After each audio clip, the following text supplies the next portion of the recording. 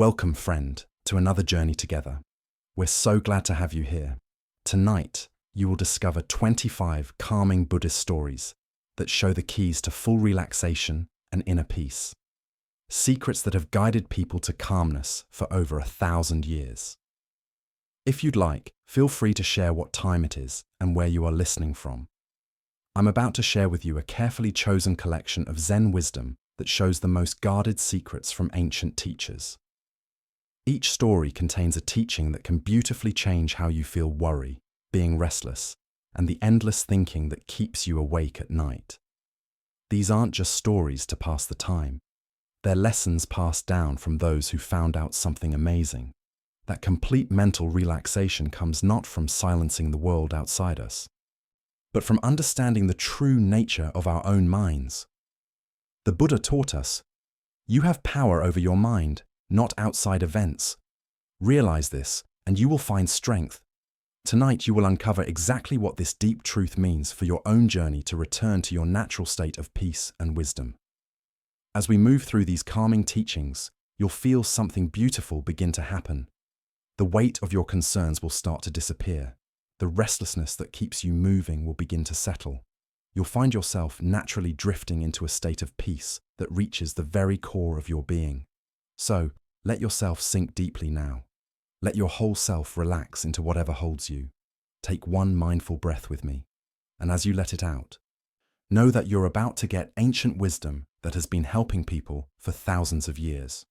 Let us explore a Zen story about creative kindness and the surprising ways wisdom can help with everyday human needs. This is the magical squash. The year had brought unusual trouble to the Hakata region. A sickness called cholera had spread through the area quickly, leaving people paralyzed with fear and confused about how the deadly disease spread and what could stop it. In the middle of this crisis, old, made-up beliefs and desperate ideas grew because people were grasping for any way to feel in control over their frightening situation. Among those hurt by the sickness's money problems was the head of Hapiakuya, a business that had made what seemed like a smart business choice earlier in the year. Expecting a lot of demand for squash during the harvest time, the merchant had spent a lot of money buying huge amounts of the vegetable from local farmers. Normally, this money spent would have brought big profits, but these were far from normal times. As fear of cholera spread through the community, a rumor began circulating that eating squash would make a person more likely to catch the disease. Whether this belief came from some confused medical advice or just from the panic that comes with sickness, it took hold with terrible power. Suddenly, no one would buy squash at any price. The merchant, watching his money spoil and his family's money future crumble, arrived at Master Sengai's temple very upset. "Your Reverence," he said, his voice heavy with despair. "This year I expected big profits from squash, so I bought up huge amounts. But now people believe that eating squash will give them cholera, and nobody is purchasing anything. If I can't sell these vegetables, my family will be ruined financially. Please, you must help me." Master Sengai listened with real concern to the man's problem. Here was a concrete human problem needing a quick, real solution, not an abstract, deep discussion.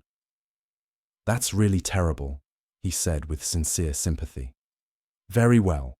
I'll become your business manager and help you sell them. Please bring all your squash here to the temple." The merchant was confused by this unexpected offer. What could the Zen master possibly be thinking? How could a spiritual teacher succeed in selling vegetables that the entire community refused to buy? However, having no better choices, he dutifully loaded all his remaining squash onto carts and brought them to Shafukuji Temple. Master Sengai's solution was both clever and daring. He piled all the vegetables in a noticeable spot in front of the temple's main gate, where they couldn't be missed by anyone approaching the sacred grounds. Then he created a large sign with bold letters that read, "Magical Cholera Prevention Squash." Spreading his meditation mat alongside this impressive display, he sat down and began practicing zazen, meditation, in full view of anyone passing by. The effect was immediate and amazing. Word of the master's magical squash spread throughout the area, with the same speed that the cholera fear had first spread. People began arriving from all directions, eager to purchase vegetables that were now seen as protective medicine rather than dangerous food. The sight of the respected Zen master meditating beside his display added an air of real spiritual authority to the whole event. By noon, every single squash had been sold, and the merchant's money problem had been completely fixed. The business of Hapiakuya was not only saved from ruin, but had actually profited more from this unusual marketing approach than they would have through normal sales methods. Ancient Buddhist wisdom tells us skillful means adapts truth to the needs of the moment. What comes from this story is a teaching about the creative use of wisdom to help with immediate human needs, even when this requires working with people's current beliefs and limitations, rather than trying to teach them out of their wrong ideas. This story shows something deep about the nature of kind action. Master Sengai could have answered the merchant's crisis by giving speeches about how silly superstition is, the importance of careful thinking, or the spiritual value of accepting money loss calmly. Instead, he chose to work creatively within the current situation to produce real relief for immediate suffering. The master's willingness to become a business manager shows an understanding of spiritual practice that goes far beyond formal meditation and deep discussions. True wisdom shows itself through whatever ways are most effective for dealing with real human problems, even if these ways might seem unusual or even wrong for a spiritual teacher.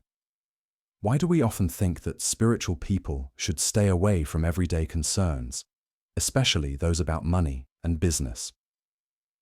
This thought reflects a false separation between sacred and everyday activities that can stop us from using our deepest values in the situations where they're most needed. Master Sengai understood that relieving real suffering is more important than keeping up spiritual appearances. The cleverness of his solution was understanding that the community's fear was real and powerful, even if it wasn't medically accurate. Rather than fighting against this fear or trying to teach people out of it, he sent its energy toward a solution that helped everyone's needs. The people got vegetables they believed would protect them. The merchant saved his business, and the community's overall nutrition actually improved. This teaching lights up the difference between being right and being effective. The master probably understood that squash had no special power to stop cholera, but he also knew that arguing this point would have done nothing to solve the immediate crisis. By working with people's existing beliefs rather than against them, he achieved results that pure logic never could have gotten. Zen practice grows what might be called adaptive wisdom, the ability to respond to each situation with whatever method will be most genuinely helpful rather than rigidly using the same methods, no matter the situation. This needs a kind of ego flexibility that puts the helpful outcome first over self-image and effectiveness over consistency. We can see similar chances for creative problem-solving in many areas of modern life. The therapist who works with a client's current way of thinking rather than demanding they use new therapy language. The teacher who meets students where they are emotionally and mentally, rather than demanding they immediately embrace perfect learning attitudes. The leader who acknowledges team members' concerns rather than dismissing them as silly. This story also points us toward understanding the power of symbolic action and ritual in creating mental change.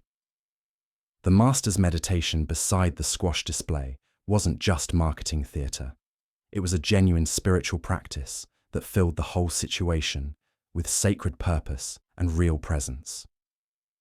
Also, our minds tend to separate spiritual practice from practical problem solving, as if wisdom should only care about eternal matters rather than immediate needs. Master Sengai's story shows that authentic spirituality fully engages with whatever challenges appear, bringing creative intelligence and kind action to bear on real human difficulties. The change of dangerous squash into magical squash shows another teaching about the power of how we talk about things and how we see them in deciding what reality is. The vegetables themselves stayed the same, but their meaning and impact shifted completely through the master's creative intervention. This suggests that many of our problems might be solved not by changing outside things, but by shifting how we understand and present them.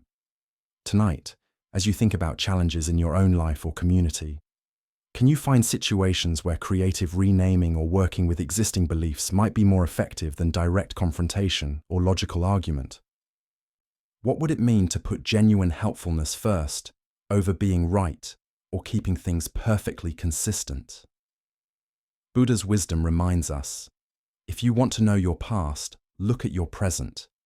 If you want to know your future, change your present.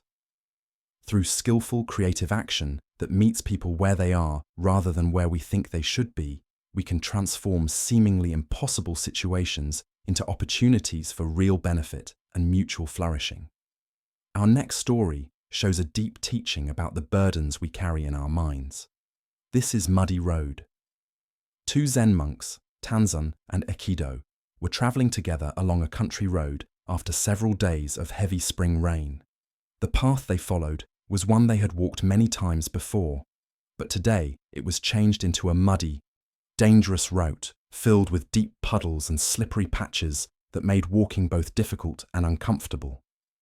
Tanzan was an elder monk, advanced in both age and spiritual development, known for his practical wisdom and natural comfort with whatever situation he met.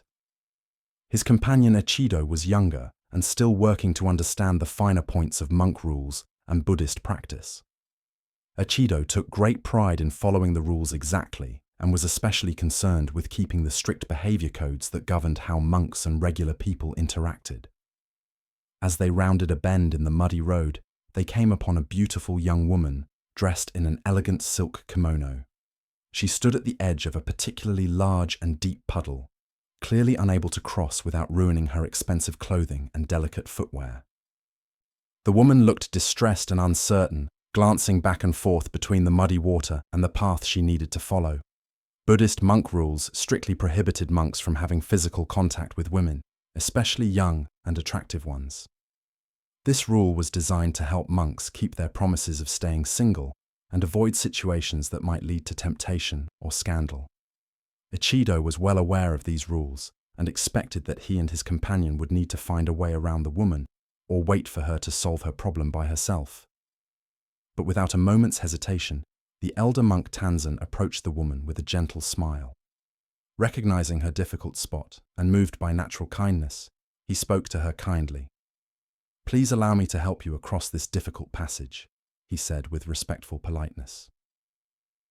Before Aikido could object, or even fully understand what was happening, Tanzan had carefully lifted the woman in his arms and carried her across the muddy intersection, setting her down gently on the dry ground on the other side.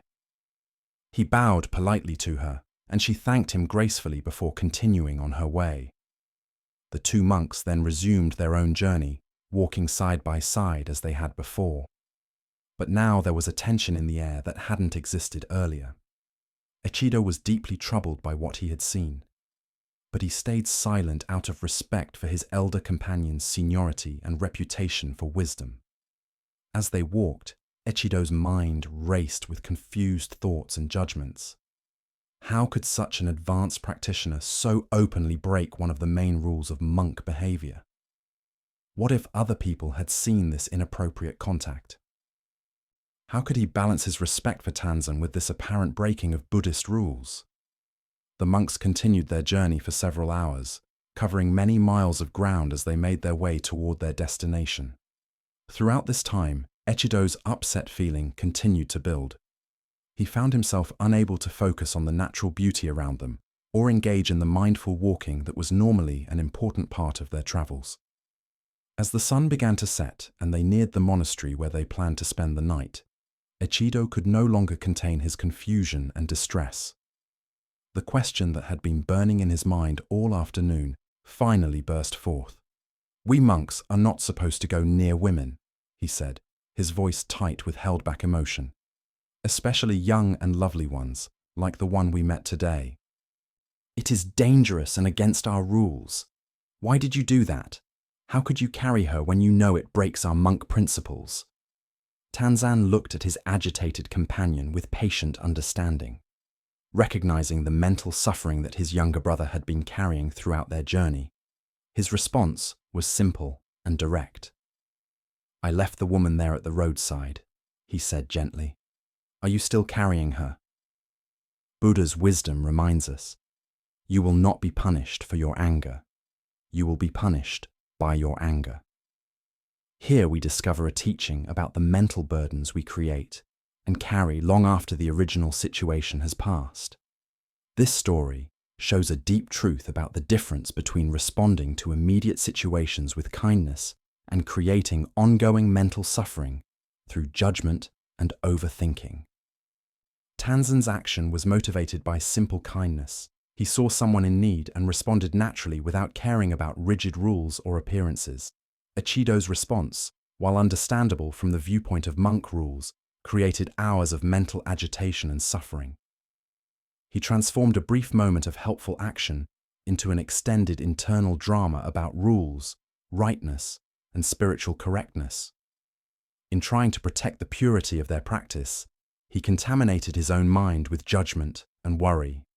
Why do we find it so difficult to let go of experiences that have already ended? The mind has a tendency to replay events, especially those that trigger our sense of right and wrong, proper and improper, acceptable and unacceptable. We carry these mental recordings around like heavy luggage, reviewing them repeatedly and adding layers of analysis, judgment, and emotional reaction. Tanzan's question, "Are you still carrying her?" points directly to this habit of mental carrying. The physical act of helping the woman lasted only a few moments, but Echido had been mentally carrying both the woman and his judgments about the encounter for hours. The original situation was long over, but his mind kept it alive through constant mental repetition. This pattern appears constantly in our daily lives. Someone says something that upsets us in the morning, and we replay the conversation throughout the day, carrying the irritation and resentment long after the words have been spoken. A mistake we made years ago continues to create shame and self-criticism in the present moment. A worry about tomorrow's meeting stops us from being present to today's experiences. Consider how much of your mental energy goes toward carrying situations that have already ended or haven't yet happened. The argument with your partner last week that you're still processing internally. The presentation next month that you're already rehearsing and worrying about. The criticism you received from a supervisor that continues to replay in your mind days later. In each case, we're like Echido, carrying something that exists primarily in our thoughts rather than in present reality. The original situation may have been important and worthy of attention, but our continued mental carrying often creates more suffering than the original event itself. Zen Buddhism tells us the difference between appropriate response and too much mental elaboration. Tanzan responded to what was actually happening in the moment, a person needing help crossing muddy water. He acted with natural kindness, then let the situation go completely. Echido created an ongoing internal story about what had happened, carrying mental burdens that served no useful purpose. This doesn't mean we should never think about our experiences or consider the results of our actions. There's a difference between skillful reflection that leads to insight or appropriate planning and obsessive mental rehearsal that creates suffering without producing useful results. The teaching points toward developing what might be called carrying discernment, the ability to tell the difference between thoughts and concerns that deserve our attention and those that we can safely put down. Some mental carrying is necessary and helpful. Most of it is optional and burdensome. Tanzan's approach shows the possibility of living with what Zen calls no mind, responding naturally to each situation without creating complex mental stories about our responses. He helped the woman because helping was right in that moment, then released the entire experience without being self-conscious or worried about appearances. The Buddha said, "Hatred does not cease by hatred, but only by love. This is the eternal rule." Tanzan's action was motivated by love, compassion for someone in need. Echido's mental carrying was motivated by hatred, judgment about rule-breaking and wrongness. The love created a moment of assistance, then disappeared. The hatred created hours of internal suffering. What's particularly beautiful about this exchange is how Tanzan's final question served as both teaching and liberation for his younger companion.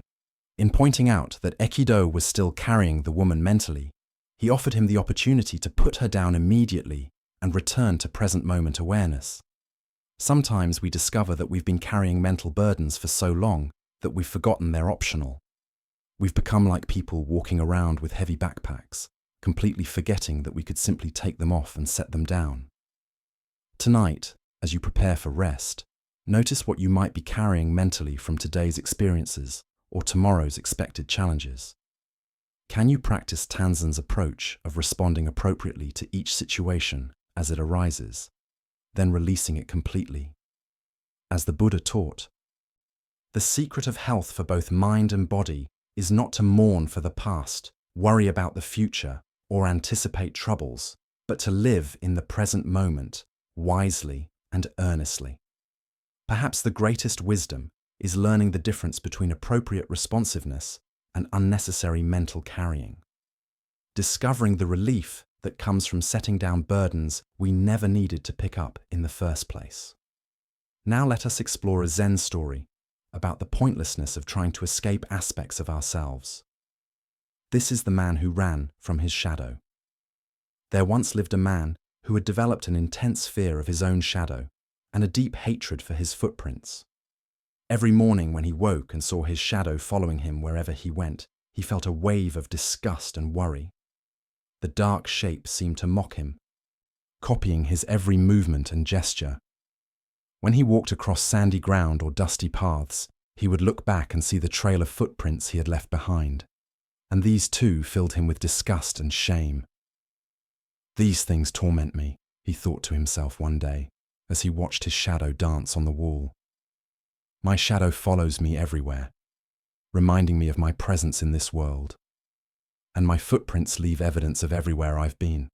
I must find a way to escape from them completely." So he came up with what seemed like a logical plan. He would run away from his shadow and outpace his footprints.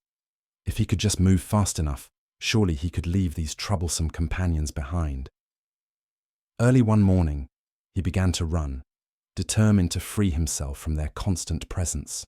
But as he ran, something frustrating happened. Every time he put his foot down, another footprint appeared in the dirt behind him. His shadow had no trouble at all keeping up with him, moving easily alongside him, no matter how fast he moved. The faster he ran, the more footprints he created, and his shadow seemed to grow more lively with each stride. "I'm not running fast enough," he concluded, breathing hard, but unwilling to give up. "If I can just increase my speed, I'll surely outdistance them." So he ran faster and faster, his heart pounding and his breath coming in gasps. Sweat poured down his face as he pushed his body to its limits. But still, his shadow kept perfect pace with him. And still, each step created another footprint in his wake. His frustration grew into desperation as he realized his plan wasn't working. Hour after hour, he continued this frantic chase, running faster and faster, never stopping for a moment's rest. His body began to ache, his lungs burned, and his legs trembled with exhaustion.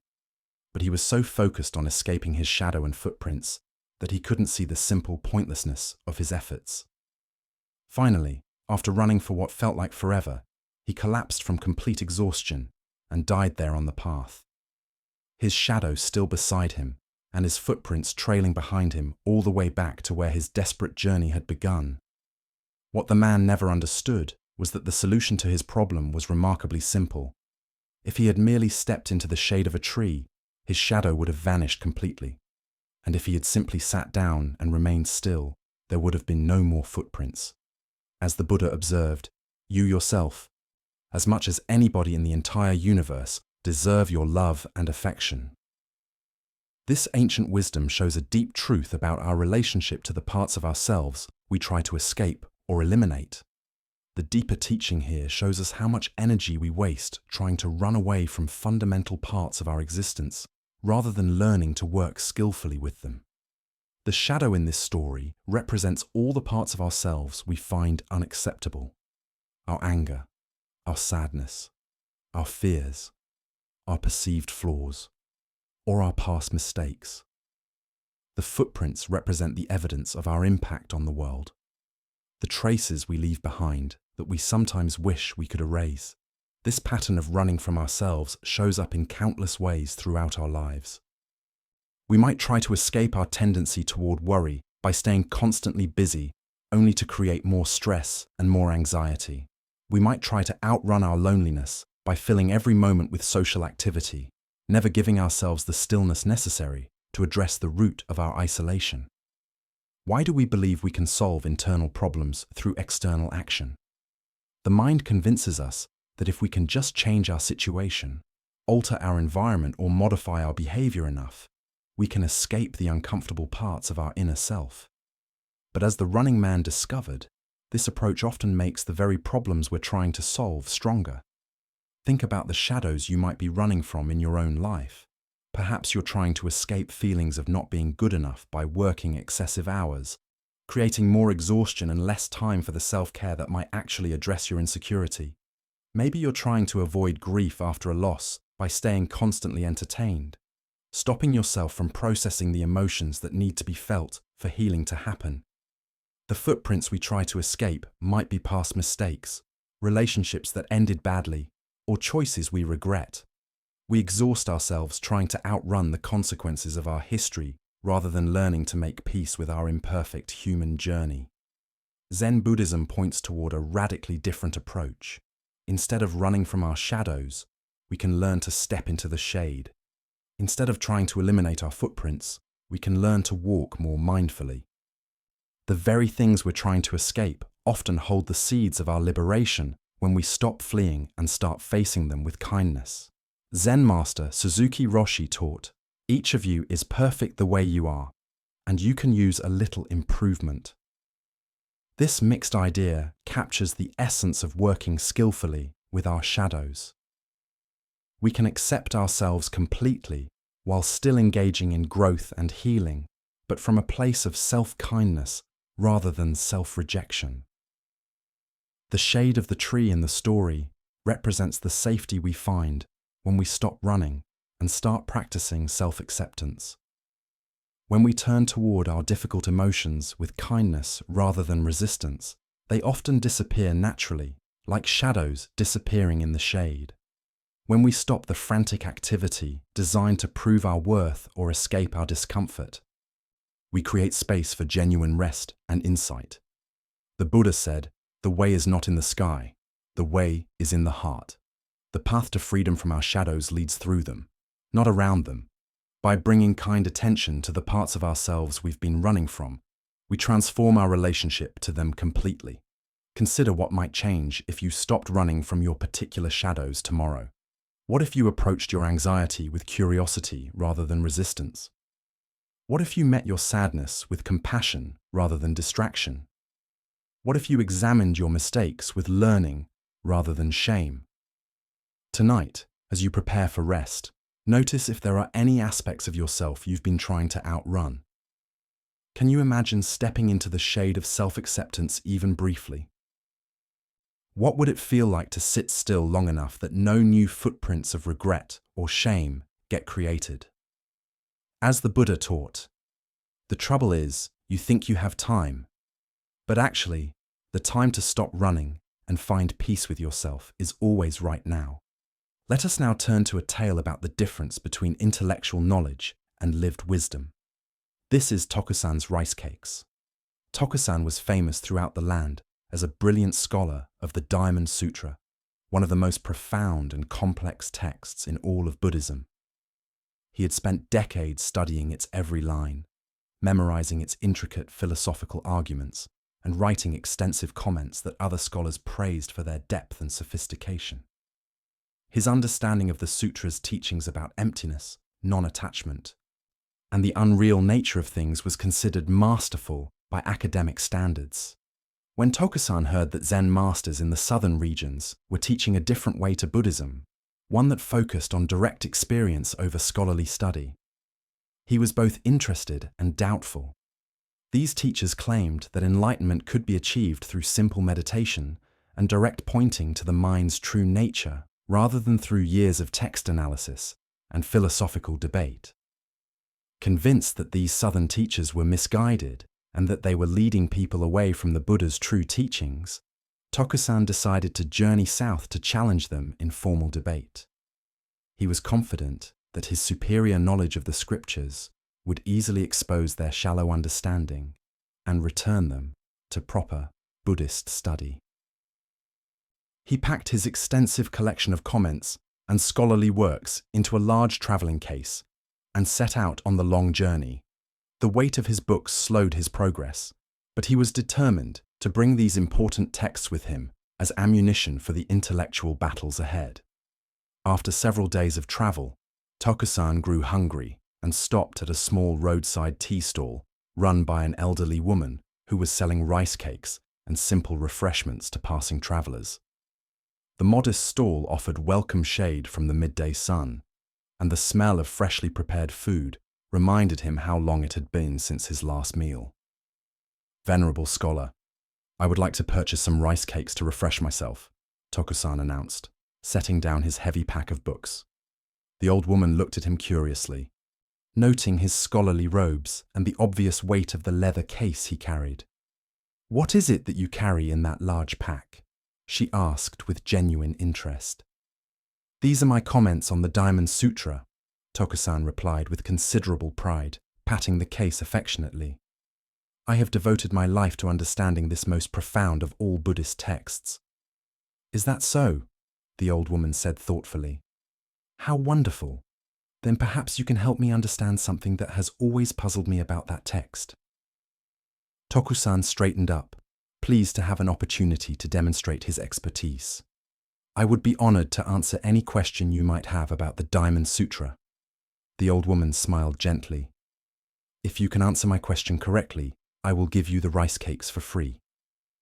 If you cannot provide a satisfactory answer, I am afraid you'll need to find refreshment elsewhere."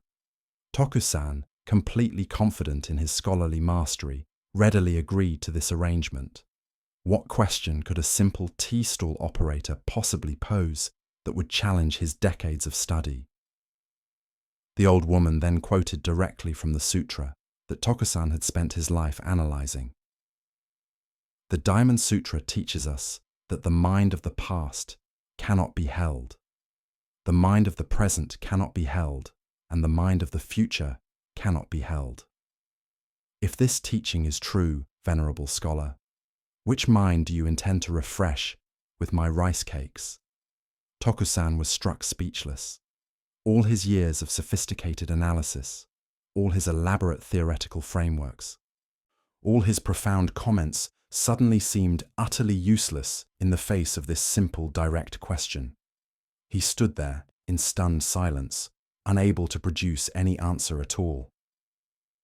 The old woman waited patiently, but it became clear that the great scholar had no response to offer. With gentle kindness, she explained that he would need to continue his journey without refreshment from her stall. Humbled and confused, Tokusan gathered his books and continued walking, but his confidence was completely shattered.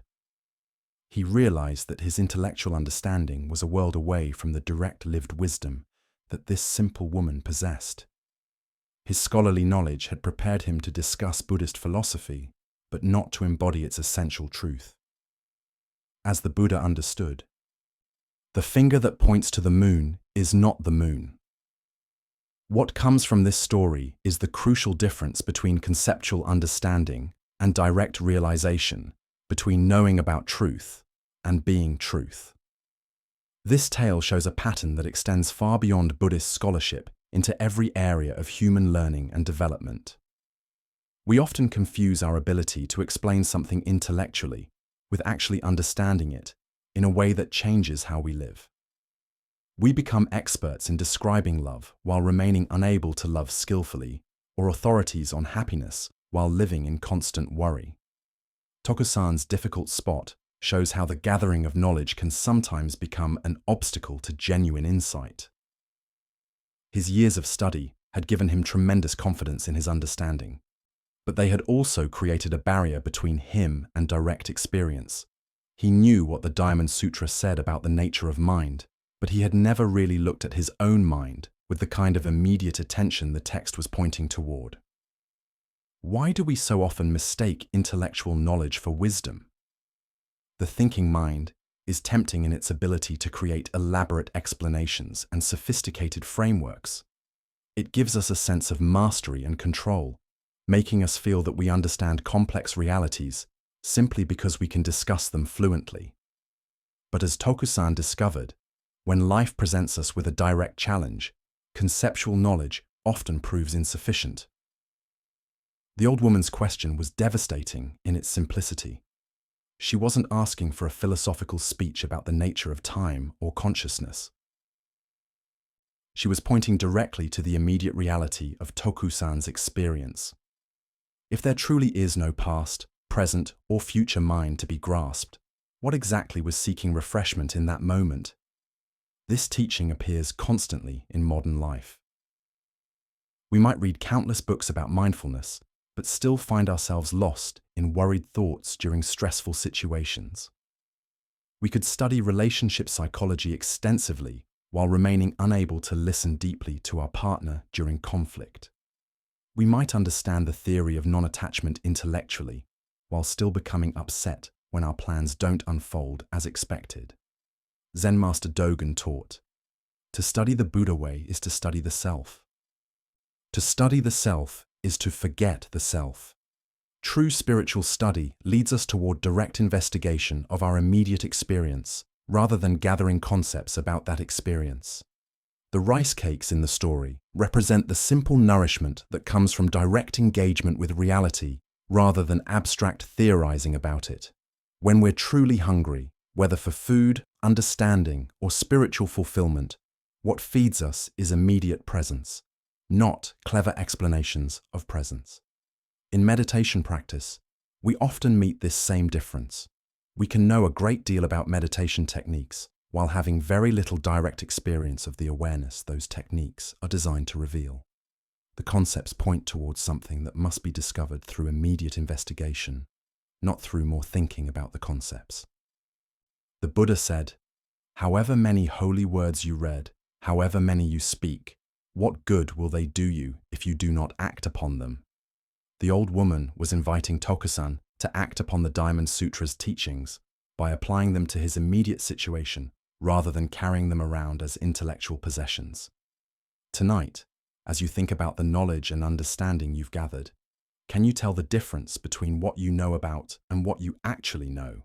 Is there some area of your life where intellectual understanding might be creating the illusion of wisdom while stopping genuine transformation? As the Buddha taught, better than 1,000 hollow words is one word that brings peace.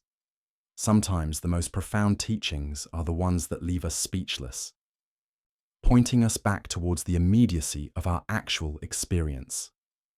Let us continue with a story about the rarity and power of genuine recognition.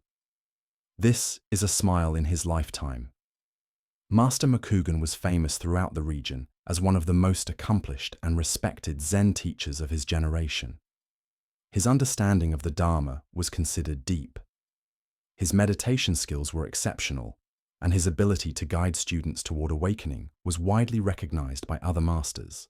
Yet despite his spiritual achievements and the deep respect he was held in, Mokugan was known for one particular characteristic that both impressed and intimidated his students: his consistently stern and serious behavior. In all his years of teaching, through countless talks, meditation sessions, and private meetings with students, Master Mokugan had never been seen to smile. His face maintained a grave, calm expression that reflected the weight and responsibility he felt in passing on the Buddha's teachings. His students held him in tremendous awe, recognizing his wisdom and dedication, but they also felt a certain fear in his presence due to his unending seriousness. Among his many students was one particularly devoted student who had been studying under Mokugan for several years. This student approached his practice with intense dedication, rising before dawn each day, sitting in meditation for hours, studying the classical texts with great care, and throwing himself wholeheartedly into understanding the deepest parts of Zen philosophy and practice. As he observed his master's perpetually serious expression day after day, year after year, this devoted student made a silent private promise that became the secret motivation driving his entire spiritual journey. "I will not rest," he promised himself, "until I have seen my master smile. I will practice with such sincerity and achieve such depth of realization that I will somehow earn the gift of seeing joy on his face." This became his hidden goal, the personal quest that gave extra meaning to his already intensive practice. He meditated with extraordinary dedication, not only for his own liberation, but with the hope that his efforts might somehow bring happiness to his revered teacher. He studied with exceptional focus, always wondering if this insight or that breakthrough might be the one that would finally evoke a smile from Master Mokugan. Years passed this way. The student's practice deepened considerably, and his understanding of Zen teachings became quite sophisticated. He learned to sit in meditation for extended periods without discomfort, mastered complex philosophical concepts, and even began to experience profound moments of insight and clarity. Yet through all this development, his master's expression remained unchanged, serious, composed, and completely without any visible sign of joy or satisfaction.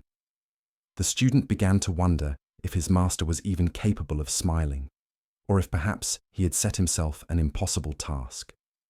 But his determination never wavered, and he continued to approach his practice with the same intensity, always hoping that the next realization would be the one that would transform his teacher's stern countenance.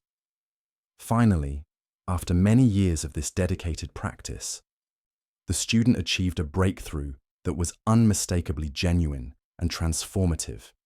He experienced a profound state of realization in which he understood directly the nature of his own mind and the fundamental truths that all his studying and meditation had been pointing toward. The understanding was not merely intellectual but embodied, a complete knowing that changed his relationship to existence itself. Filled with joy and gratitude for this life-changing insight, he immediately sought out Master Mokugan to share his experience. He approached his teacher with deep humility, but also with the confidence that comes from authentic realization. "Master," he said, bowing deeply before his teacher, "I am liberated. I have experienced the awakening that all our practice has been preparing me for." As he looked up at his teacher's face to check his response, something extraordinary happened. For the first time in anyone's memory, Master Mokugan's stern features transformed completely.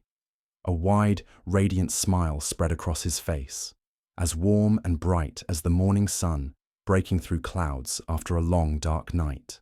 "I am so happy for you," Mokugan said, his voice filled with genuine joy and pride for his student's achievement. Later, the student shared his experience with his fellow practitioners, telling them about the remarkable moment when he had finally seen their master smile.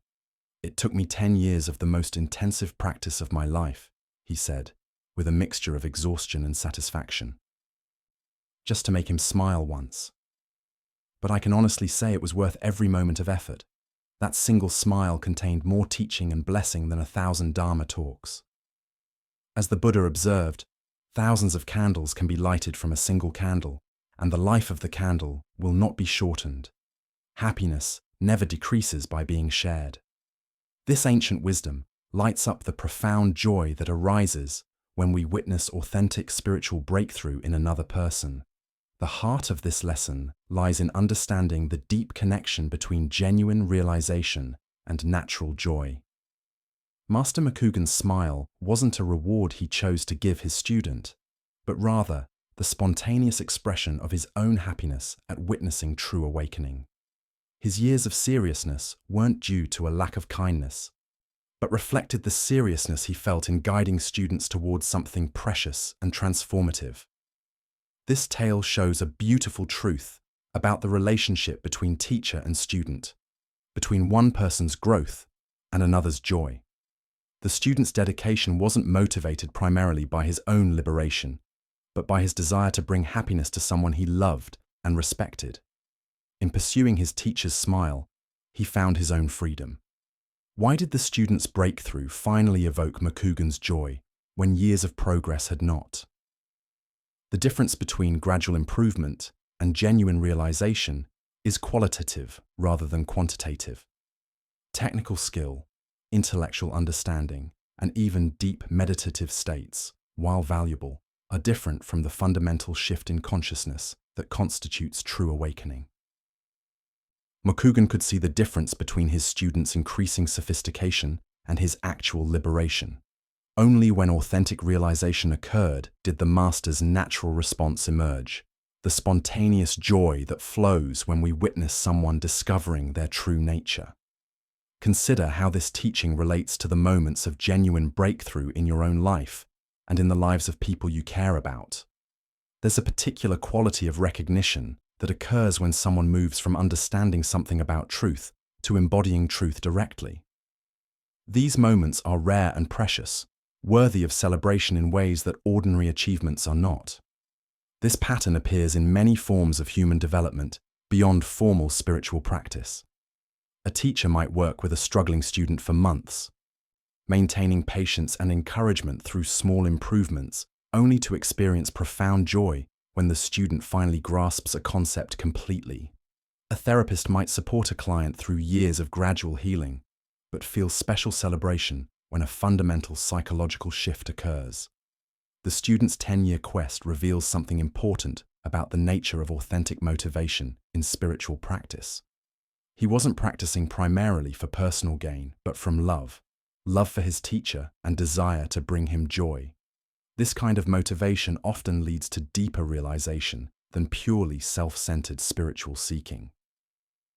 Zen master Dogen taught, "To study the Buddha way is to study the self. To study the self is to forget the self." The student began by studying intensively, gradually learned to study himself, and finally achieved the self-forgetting that allowed genuine realization to emerge. Only then did his teacher's smile appear.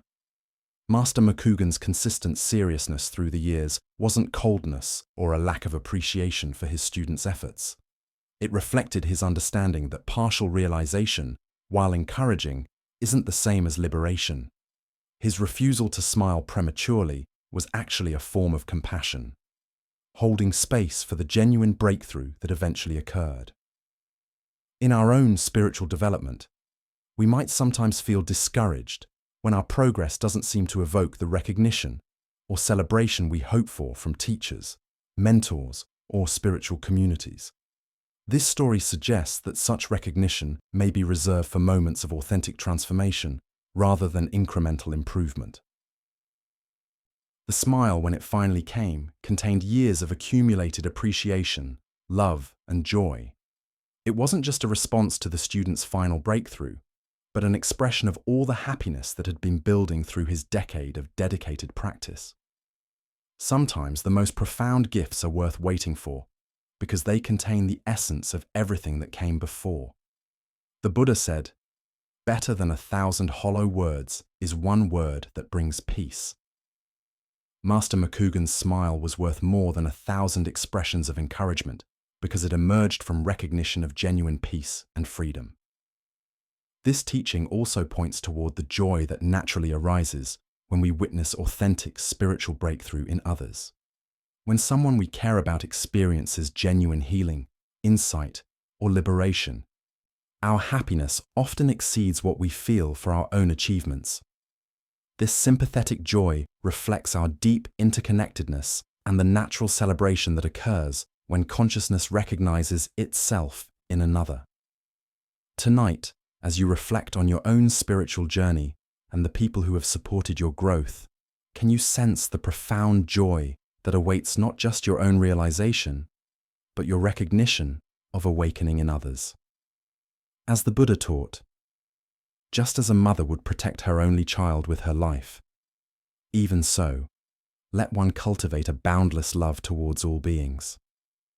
Perhaps the most beautiful smiles are those that arise not from personal achievement, but from witnessing the liberation of someone we deeply love. Our next story shows a teaching about the fluid nature of identity and the wisdom that goes beyond normal ideas of pure and impure. This is the all-purpose bowl. Master Sengai's living quarters reflected his approach to life. simple, practical, and unburdened by the elaborate rules that many people believed necessary for proper spiritual living. Among his few possessions was a single mixing bowl that served multiple functions throughout his daily routine, demonstrating his commitment to simplicity and his freedom from normal social expectations. Each morning, after relieving himself, the master would fill this bowl with water and use it to wash his hands thoroughly, ensuring proper cleanliness while maintaining his focus on present moment awareness. The bowl served this practical, clean function with the same dignity it brought to all its uses. Later at lunchtime, Master Sengai would take this same bowl to prepare vegetables that would accompany his simple meal of boiled rice. He would wash and cut vegetables in the bowl, mix seasonings, and use it for all the food preparation that his modest meals required. Finally, he would add the prepared rice to the bowl, transforming it into his eating vessel for the day's main meal. This pattern continued day after day, season after season.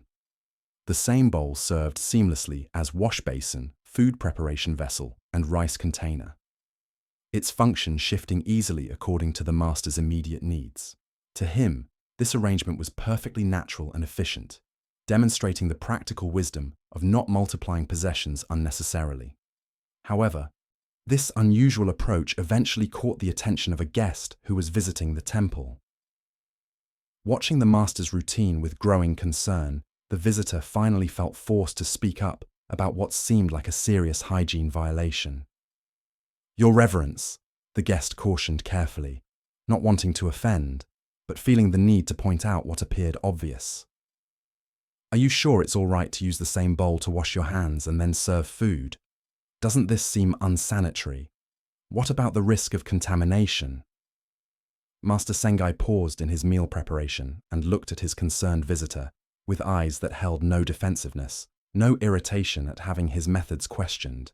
Instead, his response showed a perspective that went beyond normal ideas of clean and dirty, appropriate and inappropriate.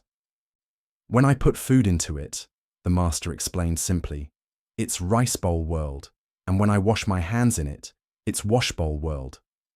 He paused to let this sink in before continuing with the heart of his teaching. "To you, a wash bowl seems filthy. To me, there's neither pure nor polluted." The guest stood quietly, absorbing the implications of this response, recognizing that the master had just shown something profound about the nature of identity, function, and the mental categories we use to organize our experience of reality.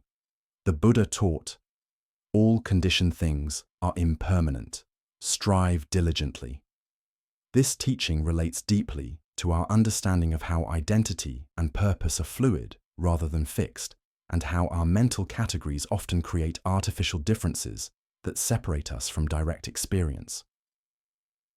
This ancient wisdom lights up our tendency to assign permanent identities to objects, people, and situations based on single functions or temporary characteristics. We label things as clean or dirty, sacred or everyday, appropriate or inappropriate, often forgetting that these names exist in our minds rather than as fixed properties of the things themselves. Master Sengai's bowl shows something revolutionary about the nature of identity and function. The physical bowl remained unchanged whether serving as wash basin or food container. Only its contextual use shifted. The master recognized that our mental categories of pure and impure are human constructs that can blind us to the essential nature of things which exist beyond such dualistic thinking. This teaching shows our attachment to complex systems of classification and rules that often serve social convention more than practical wisdom. We create elaborate rules about which objects can serve, which functions, which combinations are acceptable, which boundaries must never be crossed. While some differences serve genuine health and safety purposes, many others simply reflect conditioned thinking rather than necessary reality. Why do we find it so disturbing when someone breaks our expected categories and boundaries? This discomfort often arises from our deep need for predictability and our investment in the mental frameworks we use to organize experience. When someone shows that our categories are more flexible than we assumed, it can threaten our sense of how the world should work. The master's phrase, rice bowl world and wash bowl world, points toward understanding how context determines meaning rather than fixed properties determining function. The same water can be drinking water in one context and cleaning water in another. The same words can be poetry in one setting and ordinary writing in another. The same action can be sacred in one moment and ordinary in another. This story also shows the difference between practical cleanliness and mental categorization. Master Sengai wasn't recommending careless sanitation. He washed both the bowl and his hands thoroughly. His point was that our mental names of pure and impure often extend far beyond actual cleanliness, into a realm of social worry and rigid thinking that can separate us from direct practical engagement with life. We can see similar patterns in many areas where we create unnecessary complications through over-categorization. The person who needs multiple sets of dishes because they can't bear to serve different types of food on the same plates. The office that requires separate equipment for different tasks that could easily be shared. The community that insists on elaborate rules for activities that could be handled simply and directly. Zen practice grows what might be called functional flexibility, the ability to work with things according to their immediate usefulness rather than their assigned social categories. This doesn't mean ignoring genuine practical considerations, but rather questioning which differences serve real purposes and which ones simply reflect conditioned thinking. Also, our minds tend to assume that spiritual people should maintain higher standards of purity and separation than ordinary folks. Master Sengai's approach suggests that true spiritual understanding might actually move in the opposite direction, toward greater integration and less artificial separation between different aspects of life. The story points us toward understanding that purity and pollution are often mental constructs rather than absolute realities.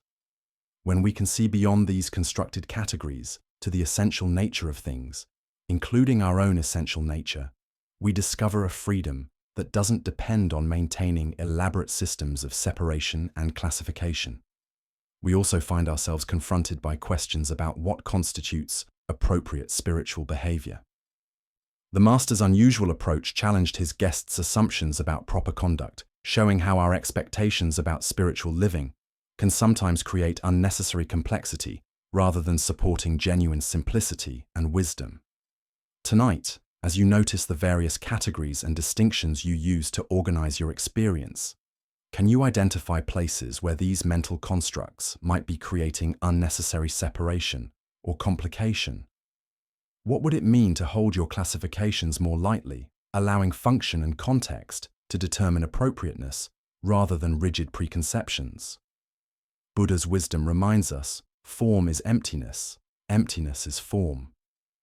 When we understand that the categories we assign to experiences exist in our minds rather than as fixed properties of things themselves, we discover a flexibility and freedom that allows us to work with life more directly and practically, seeing through artificial distinctions to the fluid, interconnected nature of all existence. Now let us explore a story about the weight of our thoughts. This is the stone mind. Master Hogan was walking peacefully through the monastery garden with one of his most earnest students on a warm afternoon. The garden was a place of contemplation, carefully designed with winding paths that led past ancient trees, small ponds, and carefully arranged rocks that had been placed by previous generations of monks to inspire reflection and meditation. As they strolled along one of the main pathways, the student's attention was drawn to a particularly large boulder that sat prominently near the center of the garden.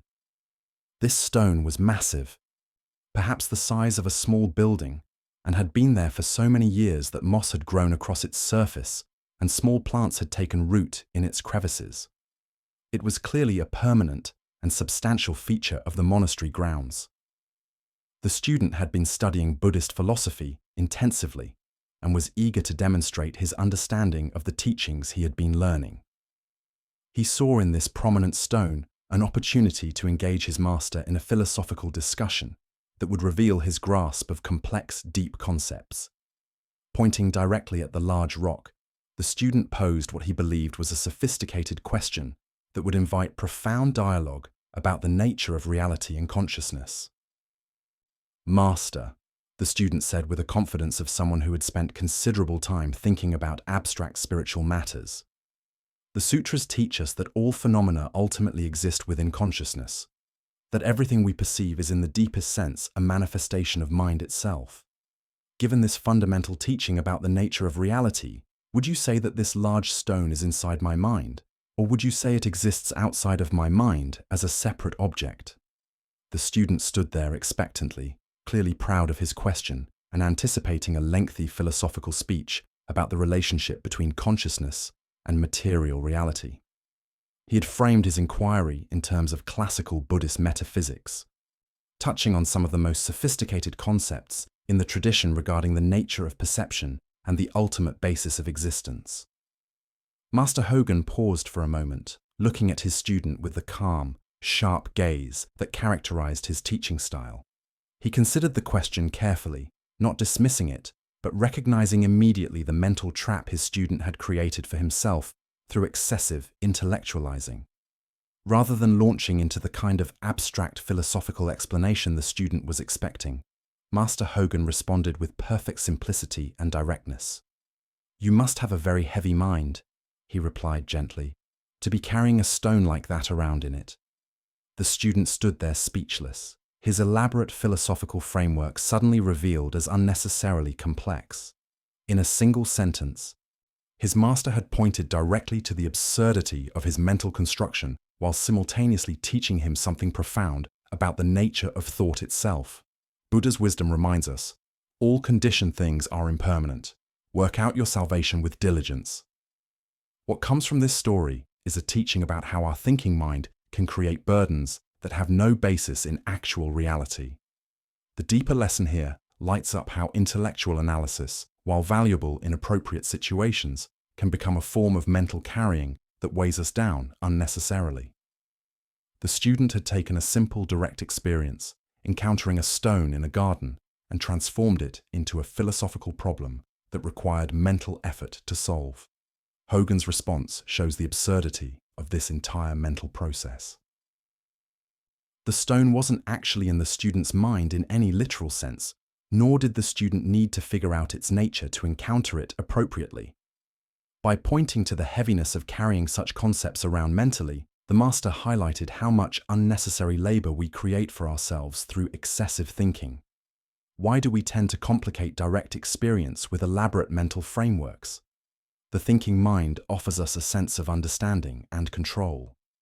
When we can categorize, analyze, and explain our experiences, we feel that we are gaining mastery over reality. But as this story reveals, sometimes our explanations become more burdensome than the original experiences they were meant to clarify. This pattern appears constantly in our daily lives. We might encounter a simple emotion like sadness and immediately begin analyzing its causes, constructing stories about what it means, and developing strategies for managing it. What began as a straightforward feeling becomes a heavy psychological project that we carry around in our minds. Or we might have a disagreement with a friend and transform it into an elaborate mental case study involving personality analysis, relationship dynamics, and complex theories about human behavior. The simple task of addressing a misunderstanding becomes weighed down with conceptual baggage that makes resolution more difficult rather than easier. In spiritual practice, this tendency toward mental heaviness shows up as what might be called dharma collecting, accumulating insights, techniques, and understandings that become burdens rather than liberations. We might study meditation for years while creating an increasingly complex internal library of spiritual concepts that we carry around rather than simply sitting quietly and breathing. Zen Master Yunmen said, "Every day is a good day." This points toward the possibility of meeting each moment directly without the mental weight of excessive interpretation or analysis. The stone in the garden was simply a stone, an object to be appreciated, perhaps sat upon, or simply noticed and passed by. It didn't require philosophical categorization to be encountered appropriately. Hogan's teaching method was particularly skillful because he didn't dismiss his students' question as wrong or inappropriate. Instead, he pointed to the practical consequence of thinking in such abstract terms, the heaviness it creates in our mental experience. By using the metaphor of carrying physical weight, he made the burden of excessive thinking tangible and obvious. This teaching doesn't advocate for abandoning all thinking or philosophical inquiry. Intellectual understanding has its place and value, but it does point toward distinguishing between useful thinking that serves practical purposes and mental elaboration that creates unnecessary complexity and burden. Sometimes the most profound spiritual insight is recognizing that we don't need to understand everything intellectually. We can encounter a beautiful sunset without analyzing the physics of light refraction. We can feel love for someone without constructing elaborate theories about the nature of human connection. We can sit in meditation without carrying around complex ideas about enlightenment. The Buddha taught simplicity, patience, compassion. These three are your greatest treasures. Hogan was pointing his student toward the treasure of simplicity, the relief that comes from setting down mental weights we never needed to pick up in the first place. Tonight, as you prepare for rest, notice if you're carrying any stones around in your mind. Complex worries about future scenarios, elaborate interpretations of past events, or sophisticated analyses of your current circumstances. What would it feel like to simply set these mental burdens down, even temporarily? As the Buddha reminded us, peace comes from within. Do not seek it without. Sometimes the deepest peace comes not from finding better thoughts to think, but from recognizing that we don't need to carry so many thoughts at all. Our next story shows a profound lesson about the nature of anger and our projections onto others. This is The Empty Boat. A young boatman known for his fiery temper was rowing his small wooden craft across a wide, misty river in the early morning hours. He took great pride in his navigational skills and the care he brought to his work, but the slightest inconvenience or disruption could send him into a blazing rage. His reputation for explosive anger was well known among the other river workers, who often avoided him during his darker moods. On this particular morning, thick fog had settled over the water, reducing visibility to just a few feet in any direction. The boatman squinted through the grey mist, carefully steering his vessel across the familiar waters. Suddenly, through the swirling fog, he saw another boat moving directly toward him on a collision course. "Hey, turn aside!" he shouted into the mist, his voice echoing across the water. "You're going to hit me! Can't you see where you're going?" But the other boat continued steadily forward, showing no sign of changing direction. The boatman's anger began to build as he shouted again, his voice now filled with fury. He cursed the other pilot's carelessness and incompetence, his rage growing with each passing second. Despite his increasingly angry warnings, the other boat struck his own with a solid, jarring thud. Now, boiling with indignation, the boatman was ready to leap into the other vessel and give its foolish pilot a piece of his mind. He prepared himself for a confrontation, ready to unleash all his pent-up frustration on the person who had so carelessly disrupted his morning journey. His fists were clenched, his face red with anger as he moved toward the other boat. But as he peered through the mist at the vessel that had struck him, he discovered something that stopped him completely. The boat was empty. There was no pilot at the tiller, no person to blame or confront. It was simply a drifting boat that had been carried into his path by the river's current. In that instant, his anger vanished completely. It was impossible to be furious at an empty boat. There was no target for his rage, no one to receive his harsh words.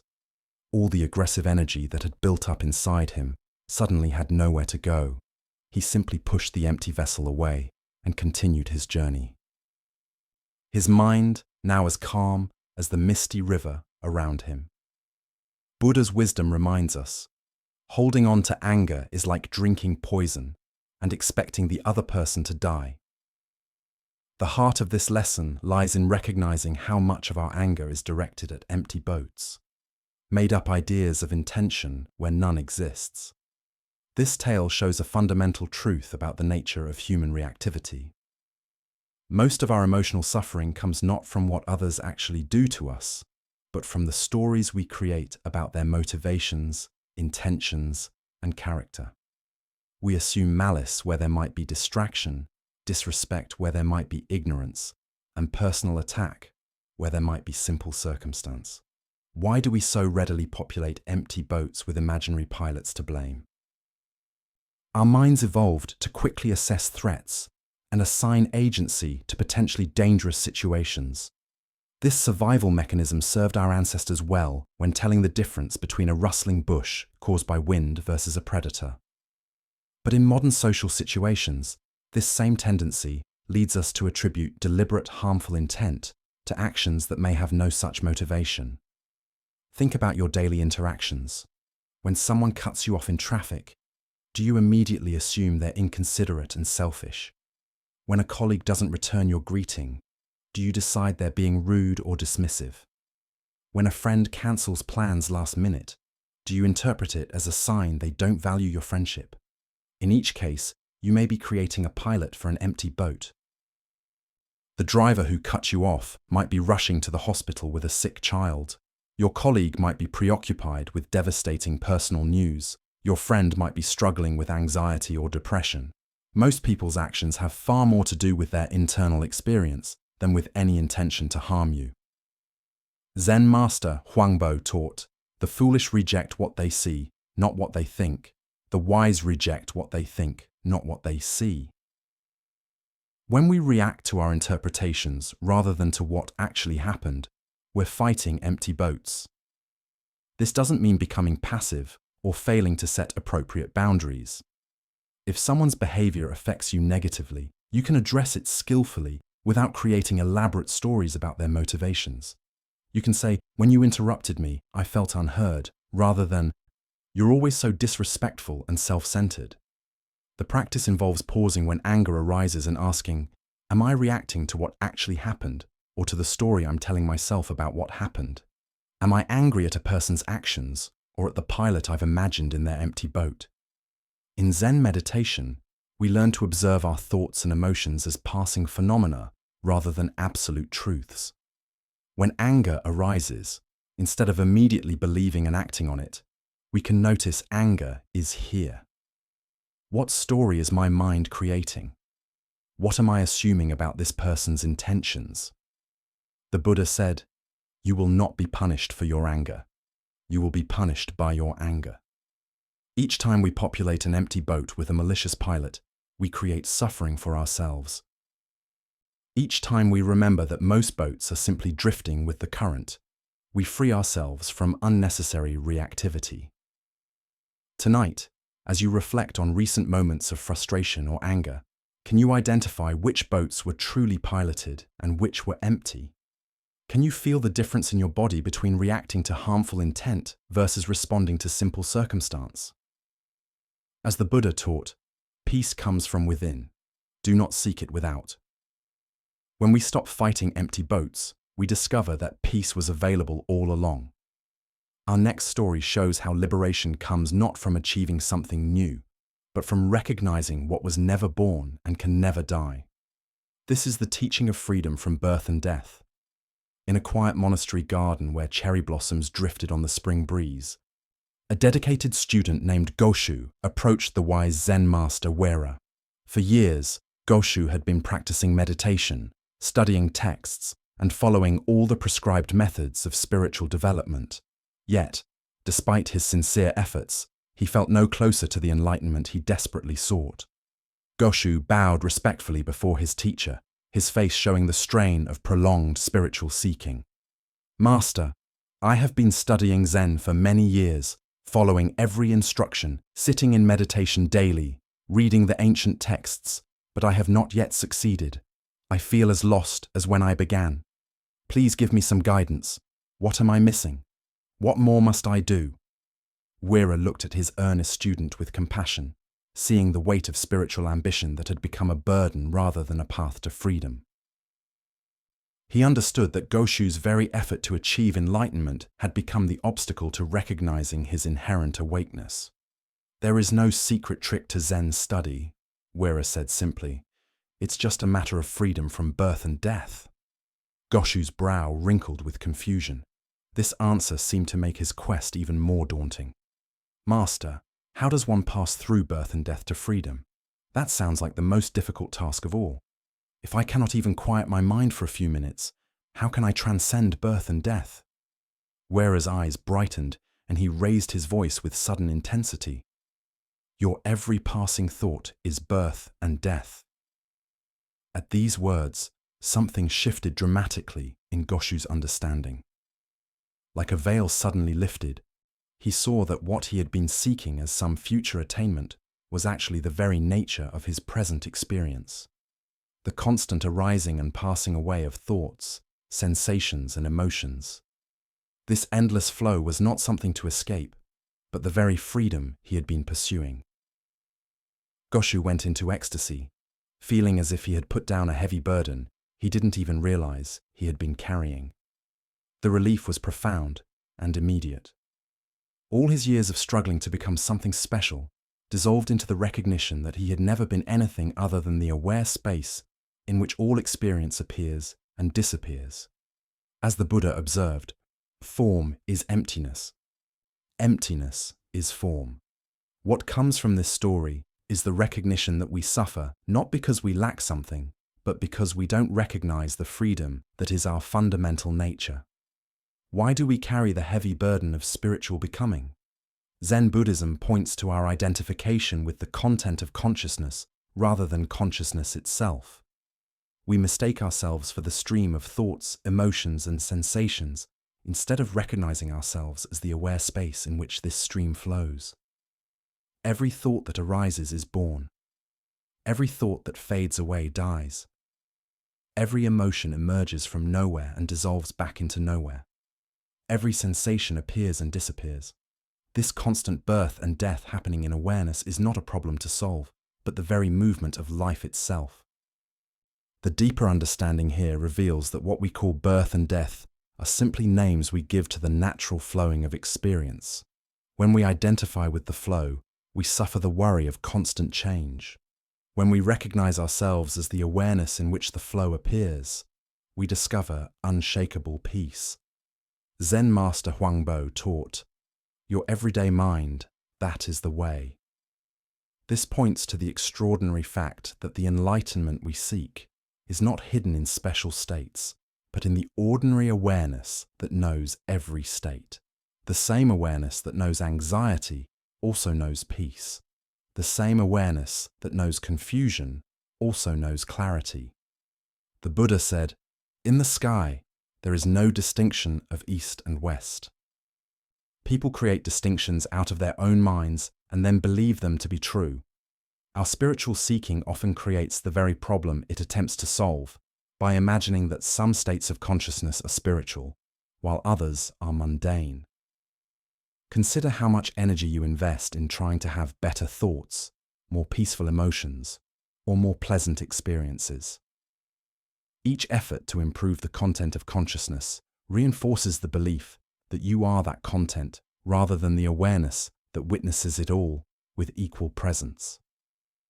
In Japanese Zen, there is a teaching called just sitting or shikantaza. This practice involves recognizing that the sitting itself is enlightenment rather than a method to achieve enlightenment. Similarly, your current awareness exactly as it is the freedom you seek rather than a stepping stone to freedom. Tonight, as thoughts arise and pass away in your awareness, can you recognize the birth and death that you are appointed to? Can you see that you are not the thoughts that come and go, but the unchanging awareness in which they appear? As the Buddha taught, all conditioned things are impermanent. Work out your salvation with diligence. The salvation is not in perfecting the conditioned, but in recognizing the unconditioned awareness that you already are. Let us now turn to a story about authentic communication and the difference between social rituals and genuine inquiry. This is the teaching of the Zen master in the fields, and the students dance. In the early morning hours, when mist still clings to the rice paddies and the air carries the fresh coolness that will soon give way to the day's heat, a Zen master works quietly in the monastery's fields. His movements are unhurried and precise as he tends to the young plants, pulling weeds and adjusting the small channels that direct water through the terrace plots. This manual labor is as much a part of his spiritual practice as formal meditation. Each action performed with complete attention and care. Along the path that borders these fields, students begin their daily procession toward the meditation hall for morning sitting practice. They walk in contemplative silence, their minds already turning inward in preparation for the period of formal meditation that will begin their day. The sight of their master working in the fields has become familiar, a reminder that spiritual practice extends far beyond the cushion into every aspect of daily life. As each student passes by the working master, he looks up from his tasks and calls out the same friendly greeting. "Good morning, how are you?" His voice carries genuine warmth and interest, as if he has been waiting specifically for the opportunity to connect with this particular person in this particular moment. Student after student responds with cheerful but automatic replies. "Good, thank you, master," or "very well," or "fine, fine." Their answers come quickly and easily, requiring no thought or self-examination. These are the responses that social custom provides for such moments. Pleasant, positive, and designed to keep conversation moving smoothly without creating awkwardness or delay. With each conventional answer, the Zen master sighs quietly and shakes his head with what appears to be disappointment. Yet he continues his pattern, greeting the next passing student with the same question, receiving the same type of response, and expressing the same subtle frustration with the exchange. Finally, one student approaches whose awareness has been sharpened by observing this repeated pattern. When the master calls out his familiar greeting, "Good morning, how are you?" this student pauses instead of offering an immediate reply. He considers the question seriously, as if hearing it for the first time. After a moment of genuine reflection, instead of answering with words, the student removes his hat, turns it around so it sits backward on his head, and performs a small, spontaneous dance. A few steps that express something authentic about his actual state of being in this moment. His response is playful, original, and completely his own. The Zen master's face breaks into a broad smile. "Now that is much better," he exclaims, with obvious delight. Buddha's wisdom reminds us, speak only endearing speech, speech that is welcomed, speech when it brings no evil to others is pleasant. This ancient wisdom lights up the difference between communication that connects and conversation that merely fills space. Why do we default to automatic responses when asked about our well-being, even by people who might genuinely want to know? Buddhist psychology shows that most social interactions operate through learned scripts that put speed over authenticity. We develop standard replies that require no vulnerability, self-examination, or real presence in order to navigate social expectations quickly and safely. The master's repeated sighs express the spiritual teacher's recognition that these conversational habits reflect deeper patterns of unconscious living. When we answer, "How are you?" without actually checking in with ourselves, we miss opportunities for both self-awareness and genuine connection. We remain strangers to our own experience while presenting pleasant facades to others. The student's creative response shows what Zen calls original mind, consciousness that responds freshly to each situation rather than relying on conditioned patterns. His little dance wasn't elaborate or dramatically expressive, but it emerged from actual awareness of his state in that moment, rather than from social programming. This story addresses the broader question of authenticity in daily communication. How often do we ask questions we don't really want answered? How frequently do we give responses that reveal nothing about our actual experience? These habits create a kind of collective sleepwalking where everyone participates in conversations that never quite make contact. The Buddha taught about right speech as one of the essential elements of spiritual development. This includes not only avoiding harmful words, but also cultivating communication that serves truth and connection. Right speech emerges naturally when we bring genuine presence to our interactions rather than operating on autopilot.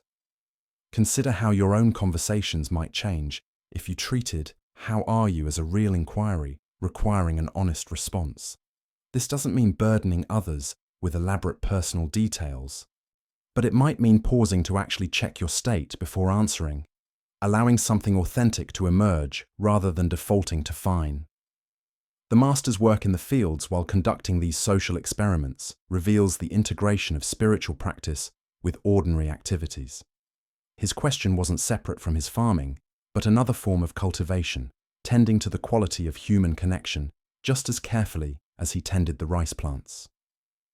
Zen teacher Charlotte Joko Beck often spoke about the importance of being present with what is actually happening, rather than with our ideas about what should be happening. The conventional responses to "how are you" often reflect our ideas about what others want to hear, rather than honest awareness of our current experience. The student's dance also demonstrates that authentic expression doesn't require sophisticated language or deep philosophical insights. Sometimes a simple gesture that arises spontaneously from genuine presence communicates more effectively than elaborate verbal explanations. His backward hat and few dance steps revealed something real about his spirit in that moment. This teaching extends beyond verbal communication to all forms of expression. How often do we present ourselves according to learned templates rather than allowing our authentic nature to show? Do our clothes express genuine preferences or social conformity? Does our behavior reflect conscious choice or unconscious habit? The master's delight in receiving an original response reveals the joy that emerges when human beings make authentic contact. Despite the simplicity of the exchange, something genuine passed between teacher and student that had been absent from all the previous interactions. This is what Zen calls direct transmission, understanding that moves from one awareness to another without relying on conventional forms. Buddhist meditation teacher Jack Cornfield writes about bringing beginner's mind to familiar experiences. The student who danced demonstrated this principle by treating a routine social question as if he had never heard it before, allowing fresh awareness to shape his response rather than relying on habitual patterns. The deeper invitation here involves developing comfort with not knowing how to respond before our authentic reaction reveals itself. The dancing student didn't plan his creative expression. He simply allowed sufficient space for something genuine to emerge, rather than rushing to fill the conversational gap with standard phrases. Tonight, as you reflect on your own patterns of communication, can you imagine treating casual questions as opportunities for authentic expression, rather than obligations to provide expected answers? Perhaps you'll discover that even brief interactions can become gateways to greater self-awareness and more meaningful connection. As the Buddha observed, the tongue, like a sharp knife, kills without drawing blood. But the tongue can also heal, connect, and awaken when guided by presence rather than habit. Let us continue our journey with a story about the limits of intellectual understanding and the humility that true wisdom requires. This is The Ultimate Point. A learned Zen priest named Taigu had spent years studying sacred texts, mastering meditation techniques, and developing a reputation for spiritual insight. When the position of abbot became available at a respected temple, the community chose him, confident in his wisdom and abilities. Taigu accepted the role with pride, believing his years of preparation had equipped him for spiritual leadership. Soon after his appointment, a woman from the village approached the temple, her face etched with the deep grief of a mother who had lost her child. She bowed before the new abbot, her eyes filled with desperate hope. "Venerable Master," she said, her voice breaking, "I have heard of your great wisdom and compassion. My child has died and my heart is shattered. Please tell me where my child has gone." I need to know, where is my beloved child now? Taigu sat in silence, his mind racing through all the Buddhist teachings he had memorized about death, rebirth, and the nature of existence. He had studied the complex doctrines of different schools, could quote countless scriptures about the after-death states and the cycles of cause and effect, and had meditated on the impermanence of all phenomena. Yet faced with this mother's raw anguish and simple question, he found himself utterly speechless. The philosophical concepts that had seemed so clear in scholarly discussion suddenly felt hollow and inadequate. The woman's grief was immediate and real, while his understanding remained theoretical and distant. He opened his mouth to speak, but no words came. How could he offer intellectual explanations to a heart torn apart by loss? The woman waited, her eyes searching his face for some comfort, some insight that might ease her unbearable pain. But Taigu remained silent, realizing with growing horror that despite all his study and supposed attainment, he had no authentic answer to offer her. Finally, the woman rose slowly, her shoulders shaking with silent sobs. She bowed once more and walked away, leaving Taigu alone with the weight of his inadequacy. Her footsteps echoed in the temple hall long after she had gone. That night, Taigu sat in deep contemplation, his certainty about his spiritual development crumbling. I thought I had attained realization, he whispered to himself. I believed I understood the deepest truths of existence. But this woman's simple question has revealed that I know nothing about the ultimate point. What use is being an abbot if I cannot offer genuine comfort to someone who is suffering? By morning, Taigu had made his decision. He removed his ceremonial robes, abandoned his prestigious position, and departed the temple to deepen his understanding of true compassion. As the Buddha observed, the greatest prayer is patience. What comes from this story is a profound truth about the difference between intellectual knowledge and wisdom born from direct experience. Spiritual understanding that cannot meet human suffering with authentic presence serves no one, least of all ourselves. Why do we sometimes mistake scholarly knowledge for genuine wisdom? Zen Buddhism reveals several ways our minds create this confusion. We can become tempted by conceptual understanding, collecting spiritual ideas like trophies while our hearts remain untouched by their deeper meaning. This intellectual gathering gives us a false sense of advancement, while leaving us unprepared for life's most challenging moments. We also develop what might be called premature certainty, the belief that because we can articulate spiritual truths, we have integrated them fully. Like a person who has read extensively about swimming but never entered the water, we might know all the theory while lacking practical skill when it matters most. Additionally, spiritual positions and titles can separate us from the very experiences that would deepen our understanding. When people treat us as wise, we might begin to believe our own reputation rather than continuing to cultivate genuine insight. The abbot's role placed Taigu in a position where others expected him to have answers, but this expectation prevented him from acknowledging his actual limitations. Consider how this pattern appears in modern spiritual communities. Teachers might offer complex philosophical explanations for suffering while lacking the emotional ability to simply sit with someone in pain. Practitioners could master advanced meditation techniques while remaining impatient with family members. Students might accumulate spiritual concepts while their basic capacity for kindness remains undeveloped. The Zen master Yunmen taught, "If you walk, just walk. If you sit, just sit. But whatever you do, don't wobble." Taigu was wobbling between intellectual understanding and authentic realization. The grieving mother's question demanded presence, not philosophy. Compassion, not concepts. This doesn't lessen the value of spiritual study, but rather places it in proper perspective. Sacred texts and teachings serve as maps pointing toward direct experience, not substitutes for the journey itself.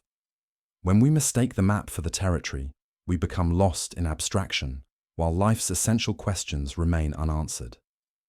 The woman's question, "Where has my child gone?" cannot be answered adequately through doctrine or philosophy.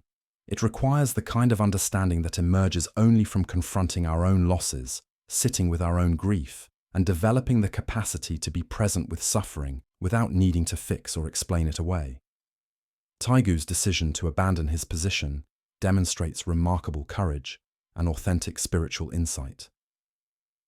Rather than defending his reputation or offering hollow comfort, he chose honesty about his limitations. This humility opened the door to genuine learning, while clinging to false certainty would have kept him trapped in spiritual pretending. The Buddha said, "Doubt everything. Find your own light." True spiritual authority comes not from having all the answers, but from the willingness to remain present with life's deepest questions.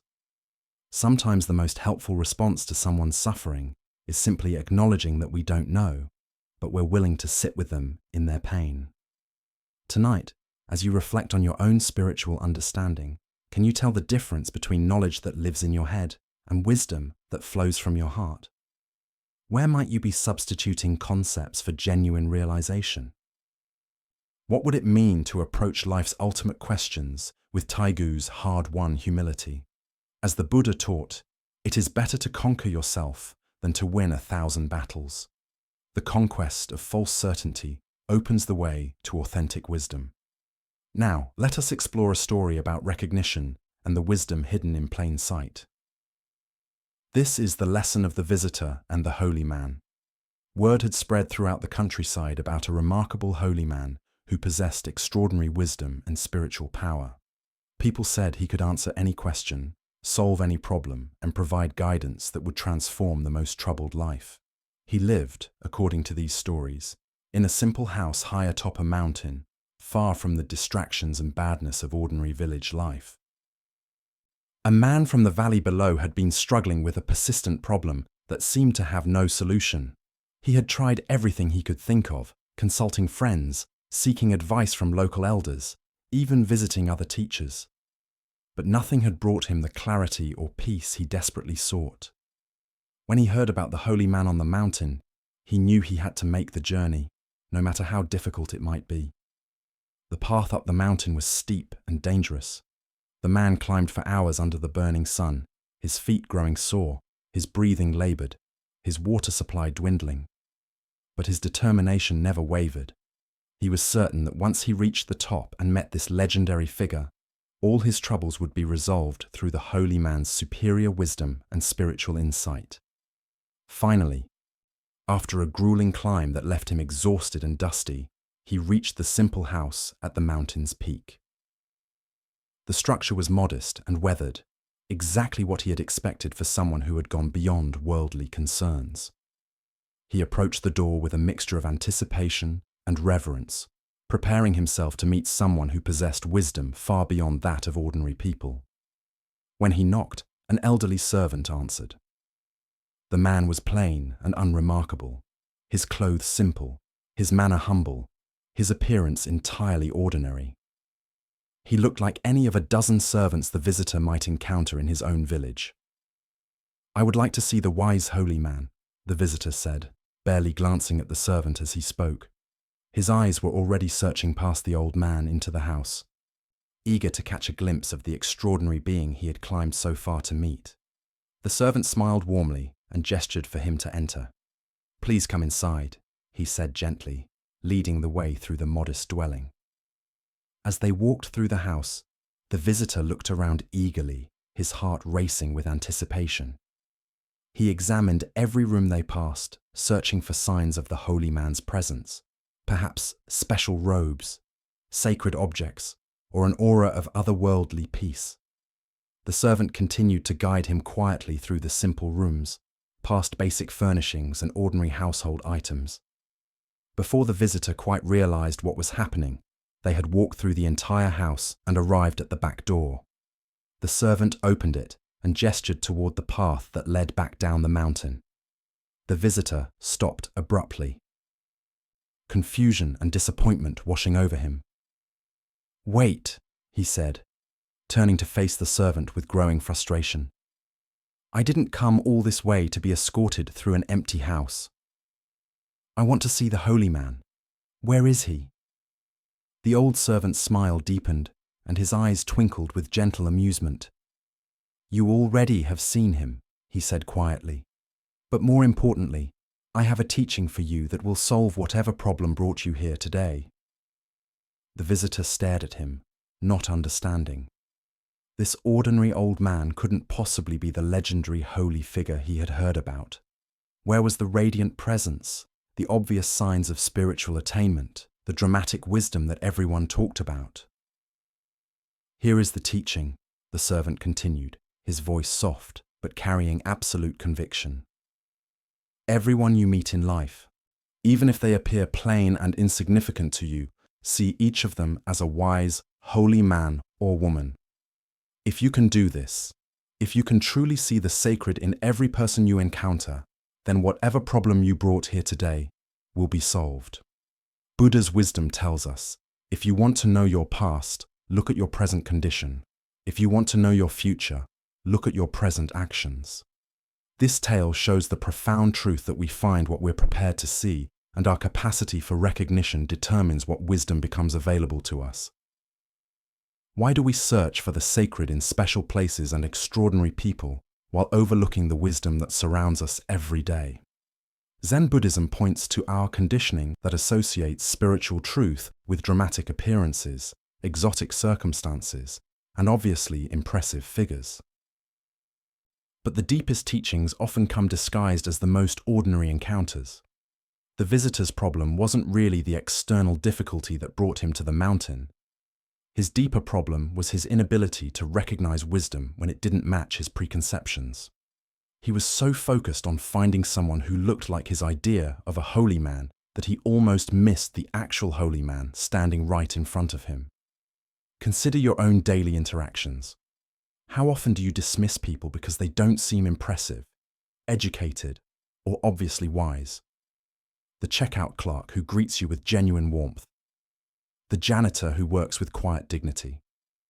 The child who asks innocent but profound questions. Any of these encounters might offer exactly the insight you need if you're prepared to receive it. This teaching changes how we move through the world. Instead of searching for wisdom in special places or waiting for obviously enlightened teachers to appear, we begin to approach every person as a potential source of insight. The homeless person on the street, the difficult coworker, even the family member who annoys us. Each becomes a teacher when we're ready to learn. Zen master Dogen taught, to study the Buddha way is to study the self. To study the self is to forget the self. When we truly see others as sacred, we naturally forget our own ego's need to feel superior or special. The visitor's disappointment came from his attachment to being someone who had access to exclusive wisdom, rather than someone who could recognize wisdom everywhere. The Buddha said, "Thousands of candles can be lighted from a single candle, and the life of the candle will not be shortened. Happiness never decreases by being shared." Every person carries this same capacity to kindle understanding in others, but only when we approach them with the recognition that they might have something valuable to offer. Look deeply at your current relationships and daily encounters.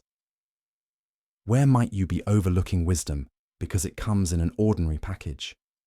What would change in your interactions if you truly treated every person as someone who might be a disguised holy man or woman? Tonight, as you consider the various people in your life, family members, colleagues, strangers you encounter, can you practice the holy man's teaching? Can you look past surface appearances and social roles to see the deeper wisdom that every conscious being carries? Can you approach tomorrow's interactions with the recognition that your next teacher might be standing right in front of you waiting to be seen? As the Buddha observed, in the sky there is no distinction of east and west. People create distinctions out of their own minds and then believe them to be true. The distinction between holy and ordinary, wise and simple, teacher and student, exists primarily in our own minds.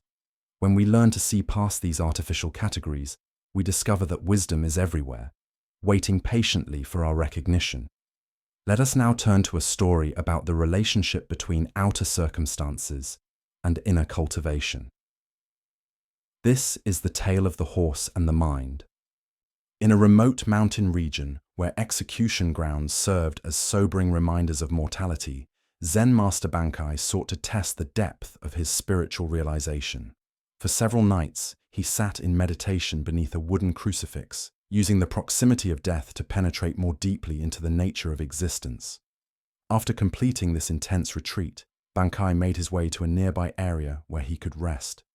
He found a peaceful spot on an embankment surrounding a horse corral, where he lay down to continue his contemplation under the open sky. As he rested there, absorbed in profound silence, a harsh sound shattered his peace. From within the corral came the violent sounds of a warrior brutally beating his horse. The animal's cries mixed with the sharp crack of a whip and angry shouts of a man losing control. Master Bankai observed this scene with growing concern. The warrior was clearly frustrated, taking out his inner turmoil on the innocent animal. Each blow seemed to make the horse more agitated rather than more compliant, creating a vicious cycle of violence and resistance. Unable to remain silent, Bankai called out from his position, "Hey, what do you think you are doing?" The warrior, absorbed in rage, ignored the interruption and continued his harsh treatment. The beating intensified, and so did Bankai's concern for both the animal and the man, degrading himself through such cruelty. "Hey!" Bankai called out again, his voice carrying the authority of someone who had spent years cultivating inner peace. "What do you think you are doing?" Still, the warrior continued, lost in frustration and anger. The horse became increasingly panicked, which only seemed to fuel the man's determination to force compliance through violence. A third time, Bankai's voice rang out, "Hey, what do you think you are doing?" This time, something in the master's tone penetrated the warrior's rage. The man stopped his beating, climbed down from his horse, and approached the embankment. As he drew closer, his expression changed. There was something about this stranger that commanded respect, a quality of presence that spoke of deep inner development. "You were yelling at me," the warrior said, his voice still carrying traces of anger, but now mixed with curiosity. "Do you have something to tell me?" Bankai looked at the man with compassion, seeing not an enemy, but someone caught in the same cycles of frustration that trap us all. His response was simple, yet profound. "Rather than beat your horse for being unruly, why not chastise yourself and train your own mind, right?" The words hung in the air between them like a bridge connecting two very different approaches to dealing with difficulty. The warrior had been trying to solve his problem through external force and control. Bankai was pointing to an entirely different possibility. As the Buddha observed, conquer anger with non-anger, conquer badness with goodness, conquer meanness with generosity, conquer dishonesty with truth. This teaching captures the essence of what Bankai offered the frustrated warrior. The recognition that our external struggles mirror our internal state. What comes from this story is the profound insight that we cannot successfully force the world to conform to our expectations through aggression or control. The warrior's approach, beating the horse into submission, represents how we often try to manage difficult circumstances in our own lives. We become frustrated with external conditions and respond with force, criticism, or manipulation, never recognizing that the real work lies within. Why do we instinctively blame external circumstances for our frustration? Buddhist psychology explains that the untrained mind seeks to maintain its comfort by controlling its environment rather than developing the flexibility to respond skillfully to whatever arises.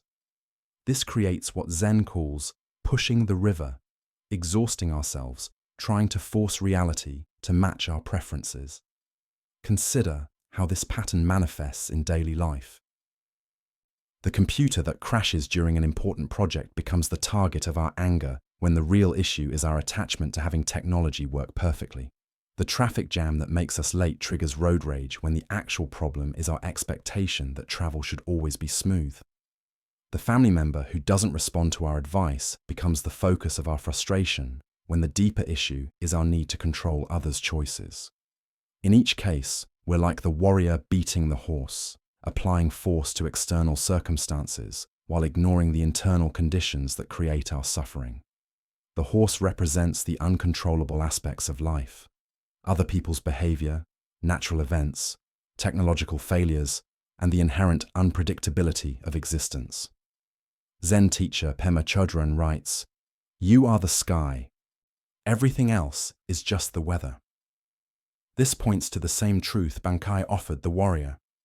Instead of trying to control the weather of external circumstances, we can develop the spacious awareness that remains calm regardless of conditions. The real training involves learning to work with our own minds rather than trying to force compliance from the world around us. This doesn't mean becoming passive or accepting harmful situations, but rather approaching challenges from a place of inner stability rather than reactive frustration. Buddhist practice offers specific techniques for this internal training. Mindfulness meditation teaches us to observe our reactive patterns without being swept away by them. Loving-kindness practice develops compassion for ourselves and others when things don't go as planned. Contemplation of impermanence helps us accept the changeable nature of all conditions. Tonight, as you encounter the inevitable frustrations of daily life, can you remember Bankai's teaching? When you find yourself wanting to beat the horse of difficult circumstances, can you pause and ask, what would it mean to train my own mind instead? Buddha's wisdom teaches us, hatred is never appeased by hatred in this world. By non-hatred alone is hatred appeased. This is a law eternal. The path to peace lies not in conquering external conditions, but in cultivating the inner qualities that remain stable, regardless of what the world presents. Let us now turn to a story about the deceptive nature of appearances and the masks we wear in seeking acceptance. This is the tale of the hungry abbot and the generous robe. In a bustling merchant quarter of an ancient Chinese city, where silk traders and wealthy families built elaborate houses behind high walls, there lived a man whose prosperity was known throughout the region. His mansion boasted carved jade doorways, courtyards filled with exotic birds, and servants who attended to every detail of daily life. This man took great pride in his position and was particular about maintaining his reputation among other prominent citizens. One morning, as autumn rain fell steadily on the cobblestone streets, a figure approached his ornate front gate. The visitor was a Zen abbot from a mountain monastery, but he appeared as nothing more than a beggar. His simple brown robes were patched and worn thin from years of use. His sandals were cracked and muddy from walking mountain paths, and his wooden begging bowl showed the stains and scratches of countless meals received in charity. The abbot stood quietly at the gate, rain dripping from his shaved head, and waited with the patient dignity that comes from years of spiritual practice. When the gatekeeper finally noticed him, the man's expression immediately showed disdain. "What do you want, beggar?" the gatekeeper asked harshly, not bothering to bow or show any respect. "This is the house of an important man. We have no scraps for wanderers." "I am travelling and seeking alms," the abbot replied gently. "Perhaps your master would offer a simple meal to a monk." The gatekeeper looked him up and down with obvious contempt. These ragged clothes, this worn appearance. Clearly, this was just another vagrant trying to take advantage of his master's household. "Begone," he commanded. "My master does not waste food on beggars. Seek your charity elsewhere." The abbot accepted this rejection without anger or argument. He simply bowed, turned, and walked back into the rain, his empty bowl tucked beneath his arm. Several hours later, as the afternoon sun broke through the clouds, the same figure returned to the same gate. But now, everything had changed. The abbot wore his formal ceremonial robes, rich golden silk embroidered with intricate patterns, a magnificent purple sash across his shoulders, and prayer beads carved from precious wood. His bearing remained humble, but his appearance now spoke unmistakably of high spiritual rank and monastery wealth. This time, when the gatekeeper saw him approaching, his entire demeanor transformed. "Welcome, honored master," he exclaimed, bowing deeply. "Please, please enter. My master will be so pleased to receive such a distinguished visitor." The rich man himself hurried out to greet the abbot personally, offering elaborate bows and flowery words of welcome. "Venerable sir, what an honor for our humble household. You must join us for our finest meal. Please allow us to serve you." They ushered the abbot into their most elegant dining room, where servants quickly prepared a sumptuous feast. Delicate fish, perfectly seasoned vegetables, fragrant rice, and sweet desserts filled the low table. The rich man sat opposite the abbot, beaming with pride at his ability to host such an important religious figure. As the first course was served, the abbot did something completely unexpected. Instead of eating, he carefully removed his beautiful ceremonial robe and folded it with great attention. Then, with deliberate precision, he placed the folded robe directly in front of the feast, as if it were the honored guest. Standing up with quiet dignity, the abbot spoke clearly so all present could hear. "This meal is not for me. It is for the robe." Without another word, he walked out of the house, leaving behind both the magnificent feast and the rich man's stunned realization of his own superficial judgment. Buddha's wisdom reminds us, judge not by appearances. A rich heart may be under a poor coat. Here we discover how our fixation on external appearances creates barriers to genuine human connection and spiritual understanding. Why do we judge others so quickly based on their clothing, status symbols, or outward presentation? Zen Buddhism points to our conditioned mind's habit of creating categories and hierarchies based on surface appearances. This mental shortcut allows us to feel we understand people without the more challenging work of seeing their true nature. The rich man's household represents a pattern we all recognize in ourselves. How differently do we treat the well-dressed stranger versus the poorly dressed one? How does our attention change when someone mentions their impressive job title versus their humble occupation? How does our respect shift when we learn someone's wealth or poverty?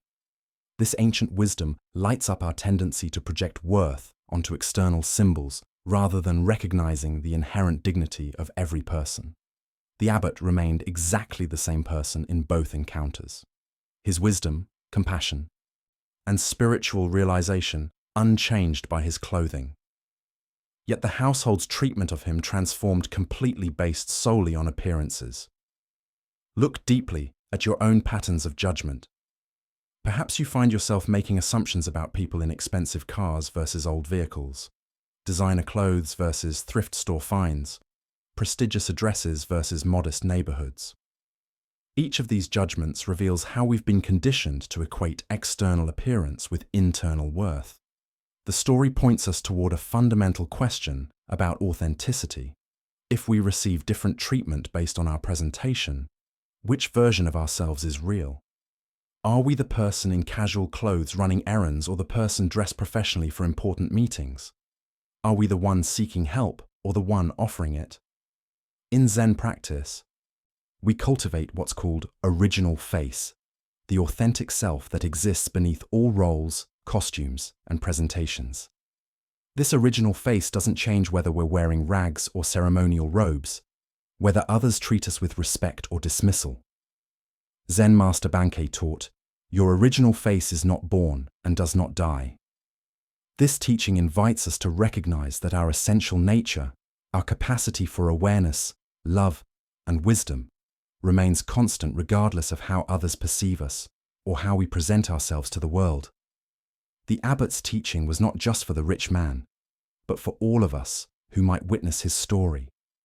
By feeding the robe instead of himself, he revealed how often we relate to people's personas rather than their essence.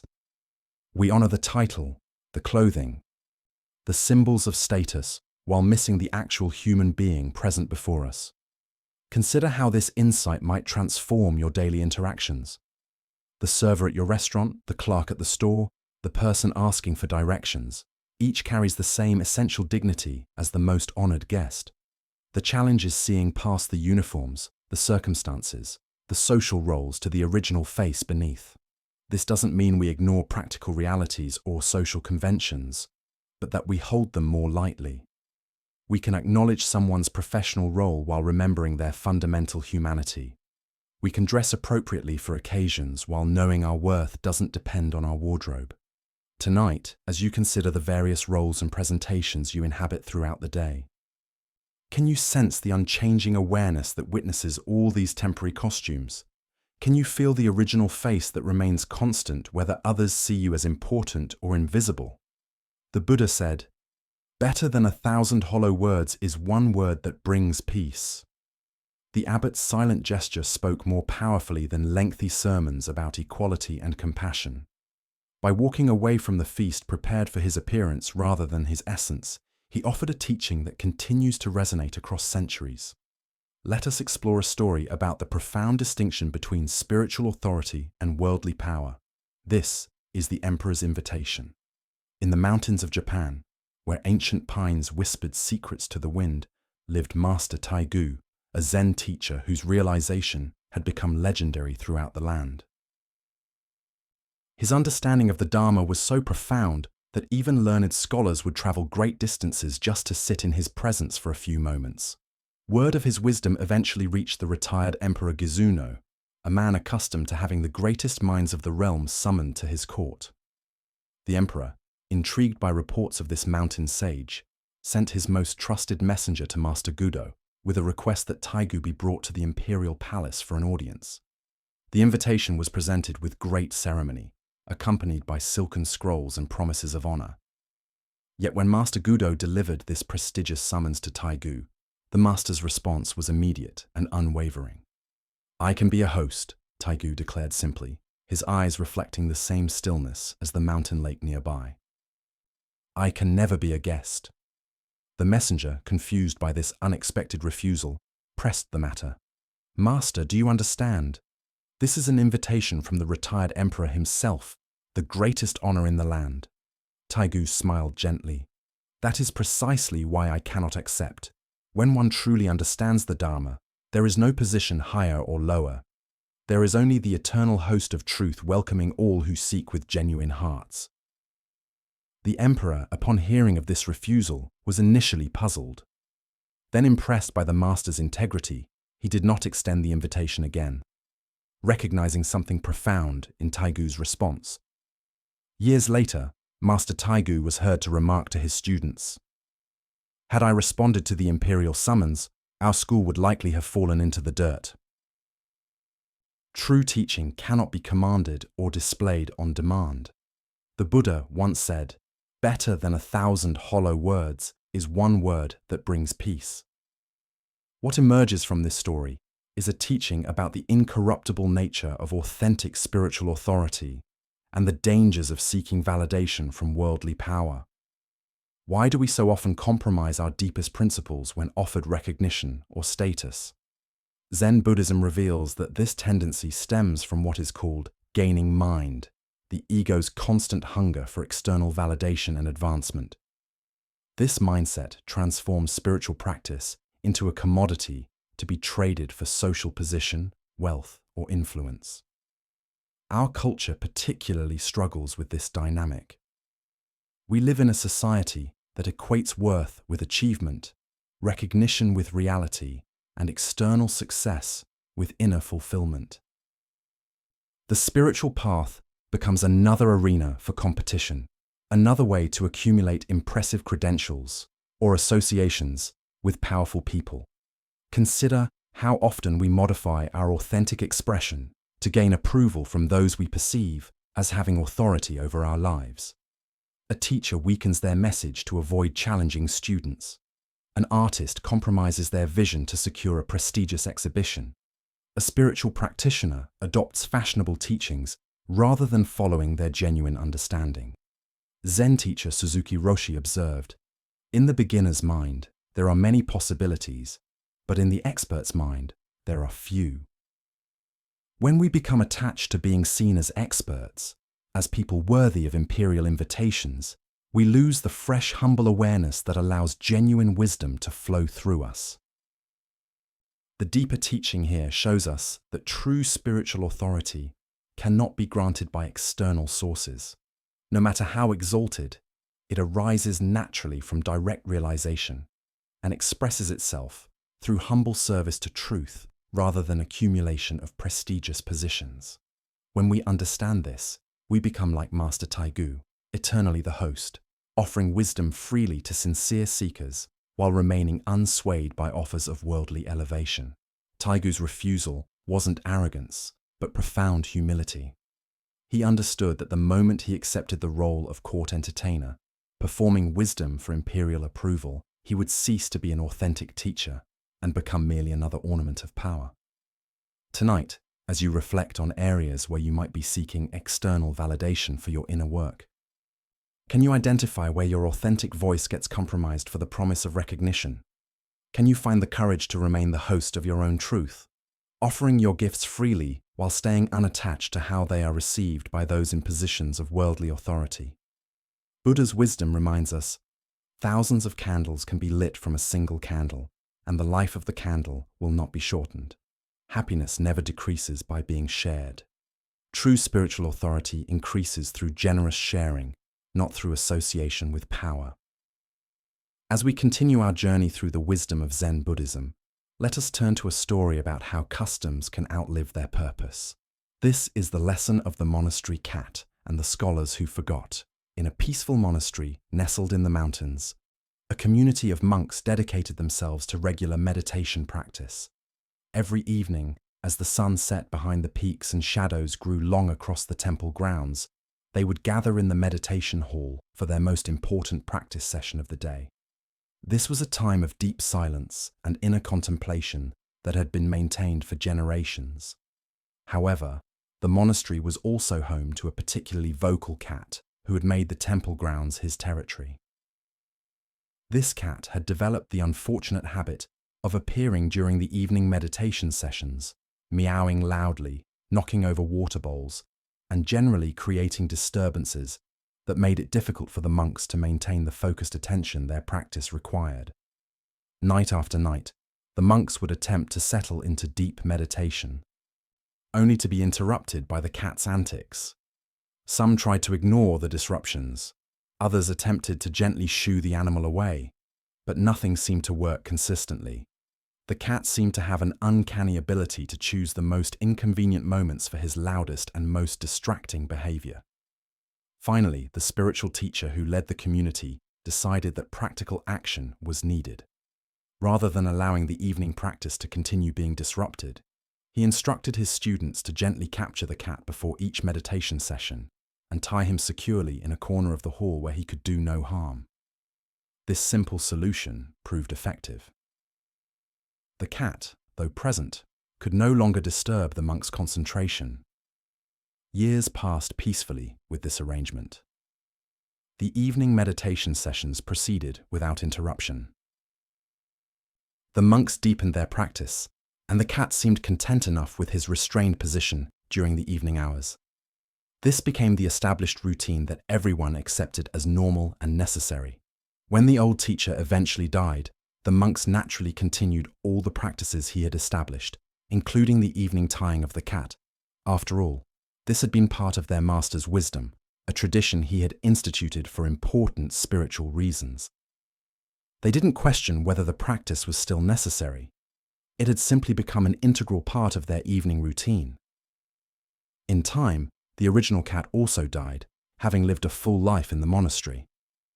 The monks, now thoroughly convinced that having a tied cat was essential to proper meditation practice, went to great lengths to acquire another cat specifically for this purpose. They searched until they found a suitable replacement and continued the tradition without interruption. Generations of monks came and went, each learning from their predecessors that tying a cat during evening meditation was a crucial element of their spiritual practice. None questioned why this was necessary. It was simply how things had always been done in their tradition.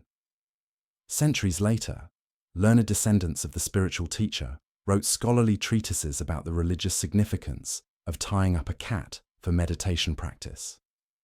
They developed elaborate theories about the symbolic meaning of the restrained cat, its representation of taming the wild mind, and its importance in creating the proper spiritual atmosphere for contemplation.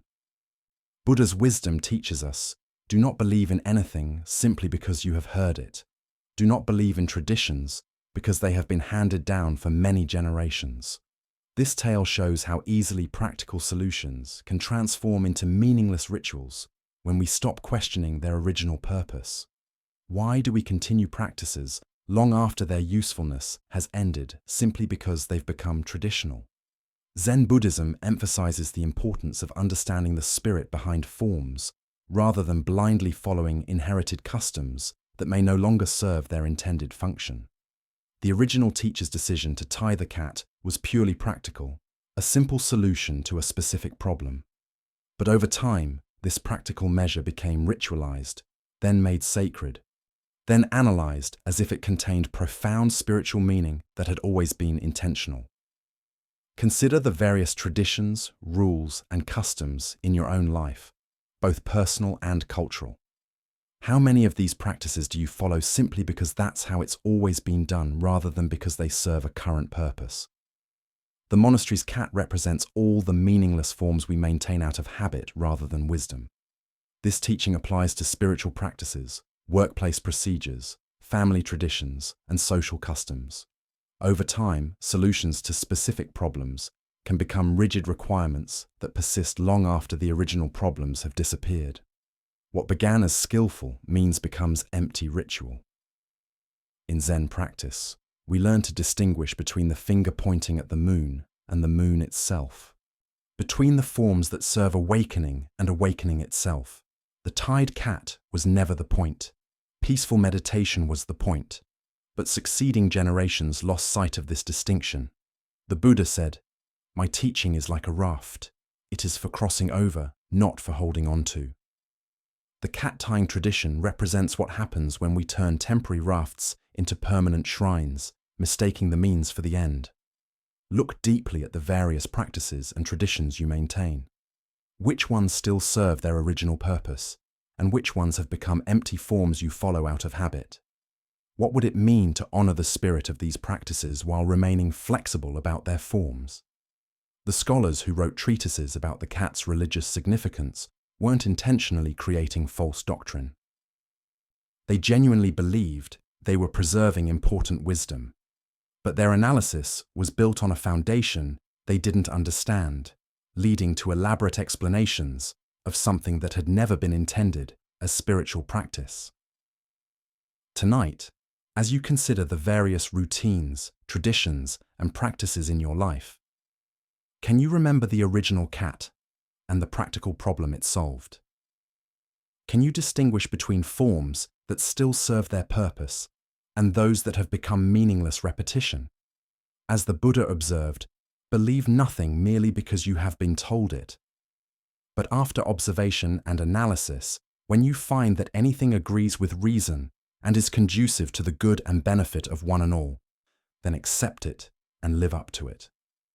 True spiritual maturity involves continuously examining our practices to ensure they serve their intended purpose rather than simply preserving forms because they've become familiar. Let us now turn to a story about the most profound spiritual truth hiding in the most obvious place. This is the dialogue between Joshu and Nansen about the ordinary mind. In a quiet mountain monastery, where morning mist drifted between ancient pine trees and the sound of temple bells echoed across distant valleys, two masters engaged in a conversation that would illuminate the very heart of Zen understanding. Joshu, despite his own considerable wisdom and years of practice, approached his teacher Nansen with the earnestness of a sincere student seeking to understand the deepest mysteries of existence. The two men sat facing each other in the temple's meditation hall, where countless seekers before them had wrestled with the same fundamental questions about the nature of awakening. Joshu's inquiry came from a place of genuine perplexity. After years of intensive practice, meditation, and study, he still felt uncertain about the very foundation of the spiritual path. "Master," Joshu began with characteristic directness, "what exactly is the way? With all our practices and teachings, What are we ultimately seeking? Nansen's response was immediate and surprisingly simple. Ordinary mind is the way, he replied, as if stating the most obvious fact in the world. This answer clearly puzzled Joshu, who had expected something more secret, more complex, more removed from everyday experience. If ordinary mind is the way, he pressed further, then should we direct ourselves toward cultivating it? Should we make it our spiritual goal? Nansen shook his head gently. If you direct yourself toward it, you immediately go away from it, he explained. The very effort to attain ordinary mind makes it extraordinary and therefore no longer ordinary. Now, Joshu found himself in what seemed like an impossible logical bind. But Master, if we don't try to cultivate or attain anything, how can we ever know that this ordinary mind is actually the way? How can we recognize it without some form of practice or effort? Nansen's final response cut through all philosophical complexity with razor-sharp clarity. The way does not belong to knowing or not knowing. Knowing turns the way into a concept, an object of understanding which is illusion. Not knowing turns it into blankness which misses its vibrant presence. If you truly realize the way without doubt, it becomes like the great void, so vast and boundless that it contains everything. How then could there be any distinction between right and wrong, sacred and mundane, ordinary and extraordinary? At these words, something shifted fundamentally in Joshu's understanding. The seeking mind that had been grasping for answers suddenly relaxed, and he experienced a moment of complete clarity. Not the clarity of understanding something new, but the clarity of recognizing what had been present all along. Buddha's wisdom reminds us, there is nothing to seek and nothing to find. Everything is already here. The heart of this lesson lies in recognizing that what we seek through spiritual practice is not some special state of consciousness, but rather the ordinary awareness that is reading these words right now. Why do we struggle to accept that ordinary mind is the way? Zen Buddhism points to our deep conditioning that spiritual truth must be extraordinary, mystical, or dramatically different from our everyday experience. We imagine enlightenment as a permanent state of bliss, cosmic consciousness, or supernatural abilities, when in reality it is simply the natural state of awareness without the overlay of seeking and striving. Our spiritual seeking often becomes its own obstacle. Like a person frantically searching for glasses while wearing them, we exhaust ourselves looking for something we already possess. The very effort to attain a special spiritual state creates the sense of separation between seeker and sought, between the ordinary self and some idolized awakened self. Consider how your own mind works in this very moment. Thoughts arise and pass away. Sensations appear in your body. Sounds reach your ears. Emotions flow through your awareness. This natural functioning of consciousness without any special effort or concentration is what Nansen calls ordinary mind. It is already enlightened not because it achieves some particular state, but because it is the very space in which all states appear and dissolve. Zen master Huangbo taught, your everyday mind, that is the way. Just like now, without seeking anything, without grasping after the fruits of Zen, just this mind that thinks and feels and perceives, this is Buddha. This ordinariness is precisely what makes it so difficult to recognize. We keep looking past it for something more impressive. The great void that Nansen mentions is not empty space, but rather the spacious awareness in which all experiences arise. Like the sky that remains unchanged whether filled with clouds or clear, this awareness remains constant through all the changing contents of experience.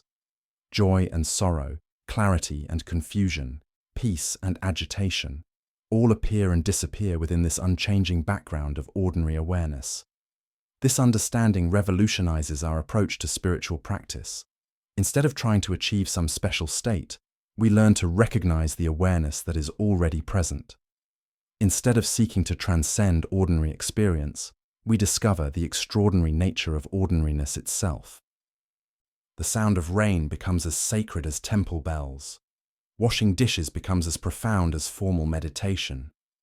In Japanese aesthetics, there is a concept called wabi-sabi, finding beauty in imperfection and impermanence. This appreciation for the ordinary and imperfect reflects the same understanding that Nansen points toward. The way is not found in perfected states, but in the natural flow of life exactly as it is. Tonight, as you experience the simple fact of being aware of these words, aware of your breathing, aware of the sounds around you, can you recognize this ordinary awareness as what you have been seeking all along? Can you relax the effort to become something other than what you already are? As the Buddha taught, peace comes from within. Do not seek it without. The way is not a destination to reach, but the very ground you are already standing on. In accepting your ordinary mind as Buddha mind, you discover that the spiritual journey was never about going somewhere else, but about recognizing where you have always been. Now let us explore a Zen story about the unexpected power that emerges from true humility. This is the tale of the monk whose greatest strength lay hidden beneath apparent weakness. Butsugai was born into a family of renowned warriors, inheriting not only their fierce courage, but also their formidable physical power. Despite entering Buddhist orders at the tender age of 12, he never abandoned his martial training. Under monastic robes beat the heart of a fighter who had mastered archery, horsemanship, and every traditional combat art. His strength was legendary. It was said he could punch a hole through almost anything. The monks at his temple called him the monk with punching power, though few outside the monastery knew of his extraordinary abilities. During the turbulent mid-9th century, Japan was convulsed by civil unrest as old orders crumbled and new powers emerged. Into this chaos came a warrior band known as the New Elite, ambitious fighters who had come to Kyoto hoping to seize power in the changing political landscape. These men were crude, arrogant, and violent, terrorizing ordinary townspeople with their swagger and their swords. They considered themselves above both law and courtesy, taking what they wanted and harming anyone who opposed them. One afternoon, Butsugai was walking quietly through Kyoto's streets when the sound of clashing bamboo practice swords drew his attention. Following the noise, he found himself outside the New Elite's quarters, watching through a window as the warriors trained. His monk's curiosity about martial technique overcame his usual discretion, and he lingered to observe their methods. Several warriors noticed the raggedly dressed monk peering in at them. Angered by what they saw as spying, they stormed outside and surrounded him aggressively. "What do you think you're doing here?" they demanded. "Who gave you permission to watch our training?" Butsugai bowed humbly, his voice soft with apology. "Please forgive me, honored warriors. I am only a simple monk who has just come down from the mountains. I heard sounds of training and was curious. I meant no offense." The warriors exchanged knowing glances, seeing an opportunity for cruel entertainment. "Anyone who spies on our training must know something about martial arts," they declared with menacing grins. "We insist that you demonstrate your skills. Come inside and face us." Despite his protests, Butsugai could not refuse without seeming cowardly. Reluctantly, he followed them into their training hall, where eager warriors began taking up bamboo swords to test this apparently helpless monk. What happened next astonished everyone present. Without showing the slightest alarm or aggression, Butsugai took his iron ceremonial scepter, a ritual object no one would have considered threatening, and began defending himself. Each warrior who attacked found his bamboo sword smashed to pieces by the monk's precise, effortless movements. One after another they came, and one after another their weapons were destroyed. Within minutes, several dozen elite fighters had been overcome by a single ragged monk who seemed barely to be trying. The sound of combat drew the attention of Kondo Isamu, the leader of the New Elite and a warrior of fearsome reputation. Stepping into the training hall with a spear in his hands, he announced, "Your skills are too much for these young knights, monk. But now I, Kondo Isamu, challenge you to face a real master. They call me a genius of the martial arts." Suddenly, Butsugai's entire demeanor changed. His eyes went wide with terror, and he threw himself to the ground in abject frustration. "Kondo Isamu!" he cried out. "I have heard your legendary name. Your reputation as a martial genius is known throughout Japan. A wandering monk like me could never hope to stand against someone of your incredible skill. Please have mercy and let me go." This display of apparent cowardice only emboldened Kondo further. "Stand up and fight," he commanded. "I won't let you leave after such a demonstration. Prepare yourself." Forced into the confrontation, Butsugai reluctantly rose to his feet, still trembling with seeming fear. When Kondo offered him proper weapons, a bamboo sword or wooden spear, Butsugai shook his head. "As a Buddhist monk, I should not take up weapons of violence. This ceremonial scepter will have to suffice." Kondo pressed him further, insisting that the monk arm himself properly for their duel.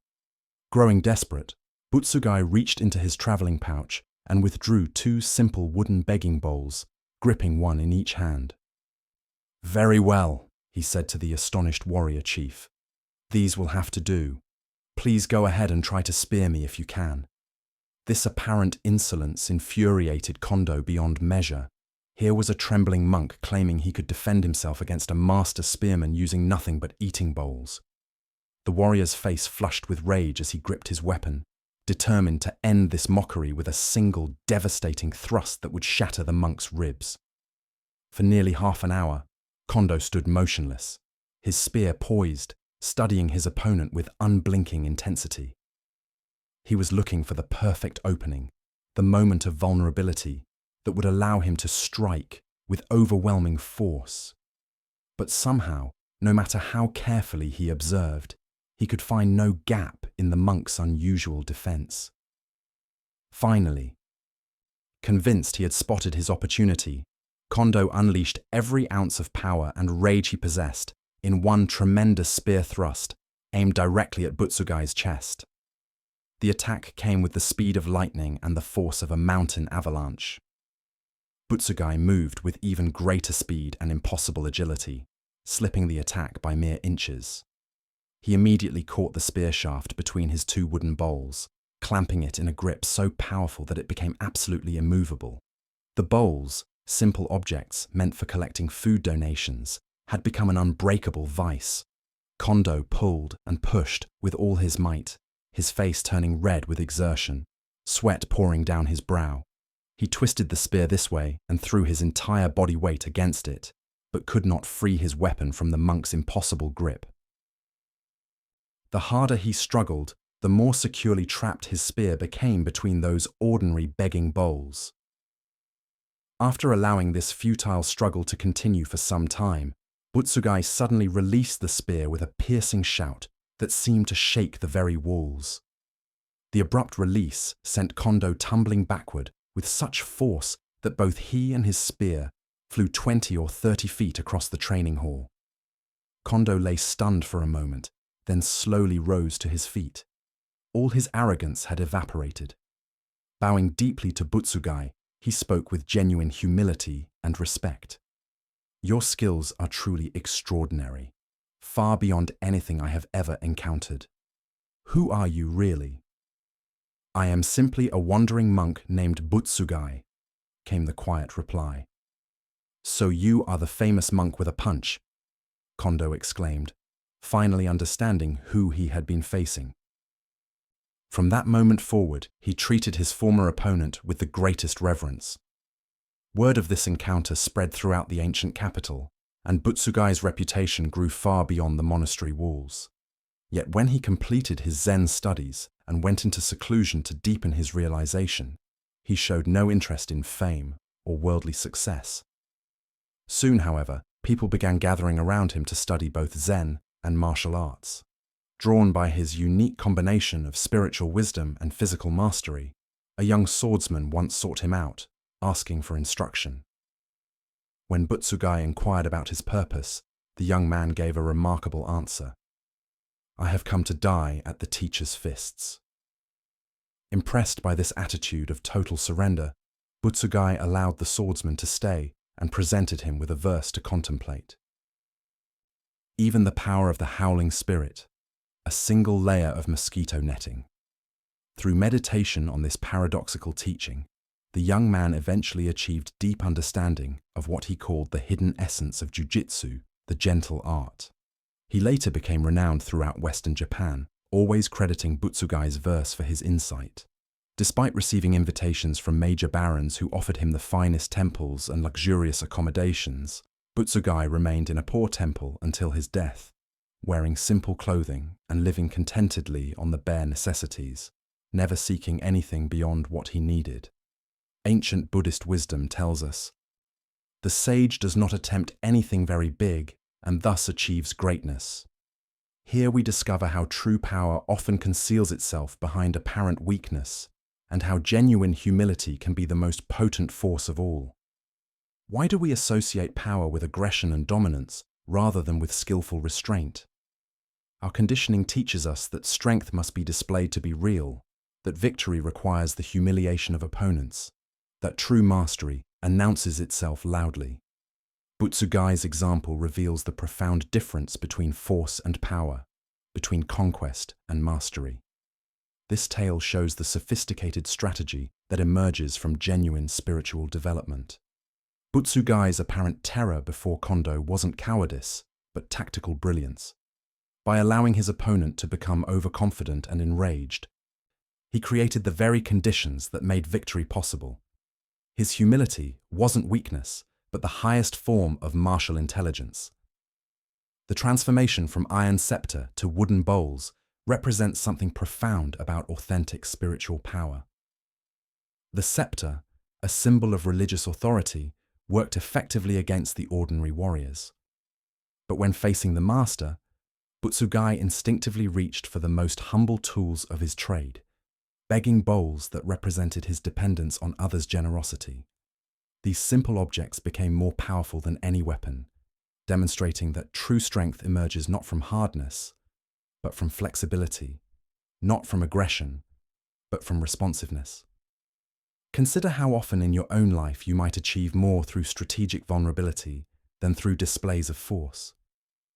How many conflicts could be resolved more elegantly through apparent yielding than through direct confrontation? What would shift if you trusted that your genuine humility might be more influential than your attempts to prove your strength or correctness? Butsugai's verse about the mosquito netting points to the deepest level of this teaching. Even the most overwhelming force can be neutralized by the gentlest, most flexible response. A mosquito net stops insects not through hardness, but through appropriate positioning. Water defeats rock not through aggression, but through persistent gentleness. True martial arts, like authentic spirituality, finds the path of least resistance that accomplishes the greatest good. Zen master Takuan taught, "The mind that is anxious to win will meet with certain defeat." Butsugai's victory came not from wanting to defeat anyone, but from responding appropriately to each moment. Against the ordinary warriors, appropriate response meant efficient defense. Against their leader, it meant appearing weak until the perfect moment for revelation. The young swordsman's declaration that he came to die at the teacher's fists represents the attitude that authentic learning requires. The willingness to let our false confidence, our ego's need to appear strong, our attachment to seeming invulnerable, all be destroyed in encounter with genuine mastery. Tonight, as you reflect on your own relationship to strength and weakness, can you sense the difference between power that needs to prove itself and power that serves from concealment? Can you feel how your genuine humility might be more transformative than your attempts at impressiveness? As the Buddha taught, better than 1,000 hollow words is one word that brings peace. Sometimes the gentlest response carries the greatest power to transform conflict into understanding. Tonight, as we gently close this shared experience, can you feel how the calm you've discovered isn't something borrowed or temporary, but something that has always belonged to you? Can you sense that the deep quiet you've touched tonight doesn't live only in these ancient tales, but rests naturally in your own awareness, patiently waiting for you to remember it's there. The Buddha reminded us, the way is not in the sky, the way is in the heart. Reflecting on this timeless wisdom, notice how tranquility and understanding don't require perfect conditions or special techniques, but bloom naturally from within your own being, available in any moment you choose to turn inward. Throughout tonight's journey, each tale has whispered the same profound truth in different ways. That struggle softens when we stop fighting what is. That freedom emerges naturally when we let go of what we cannot control. And that genuine peace arises from seeing clearly beyond our stories and reactions. Even if your thoughts wander tomorrow, even if worry tries to return, the understanding you've absorbed tonight has taken root in the depths of your mind, ready to steady you whenever you need it most. Consider, as you prepare for rest, that these ancient teachings have revealed not some distant wisdom, but a way of being fully present right where you are. In the stillness that follows, allow yourself to notice how your breathing has deepened, how your body has settled, and how your mind now rests untroubled and clear. These stories are gentle reminders that true understanding isn't hidden in distant places or complex philosophies. It lives quietly in the simple act of paying attention to this moment, exactly as it is. Tonight, you've touched that truth, a truth that becomes visible when we pause and really listen. As you carry this peaceful energy back into your everyday world, take with you not just the tales themselves, but the deep calm and clarity they've awakened in you. May this tranquility remain close by, lighting your path through whatever tomorrow may bring. Sleep well, and thank you for joining us on this journey.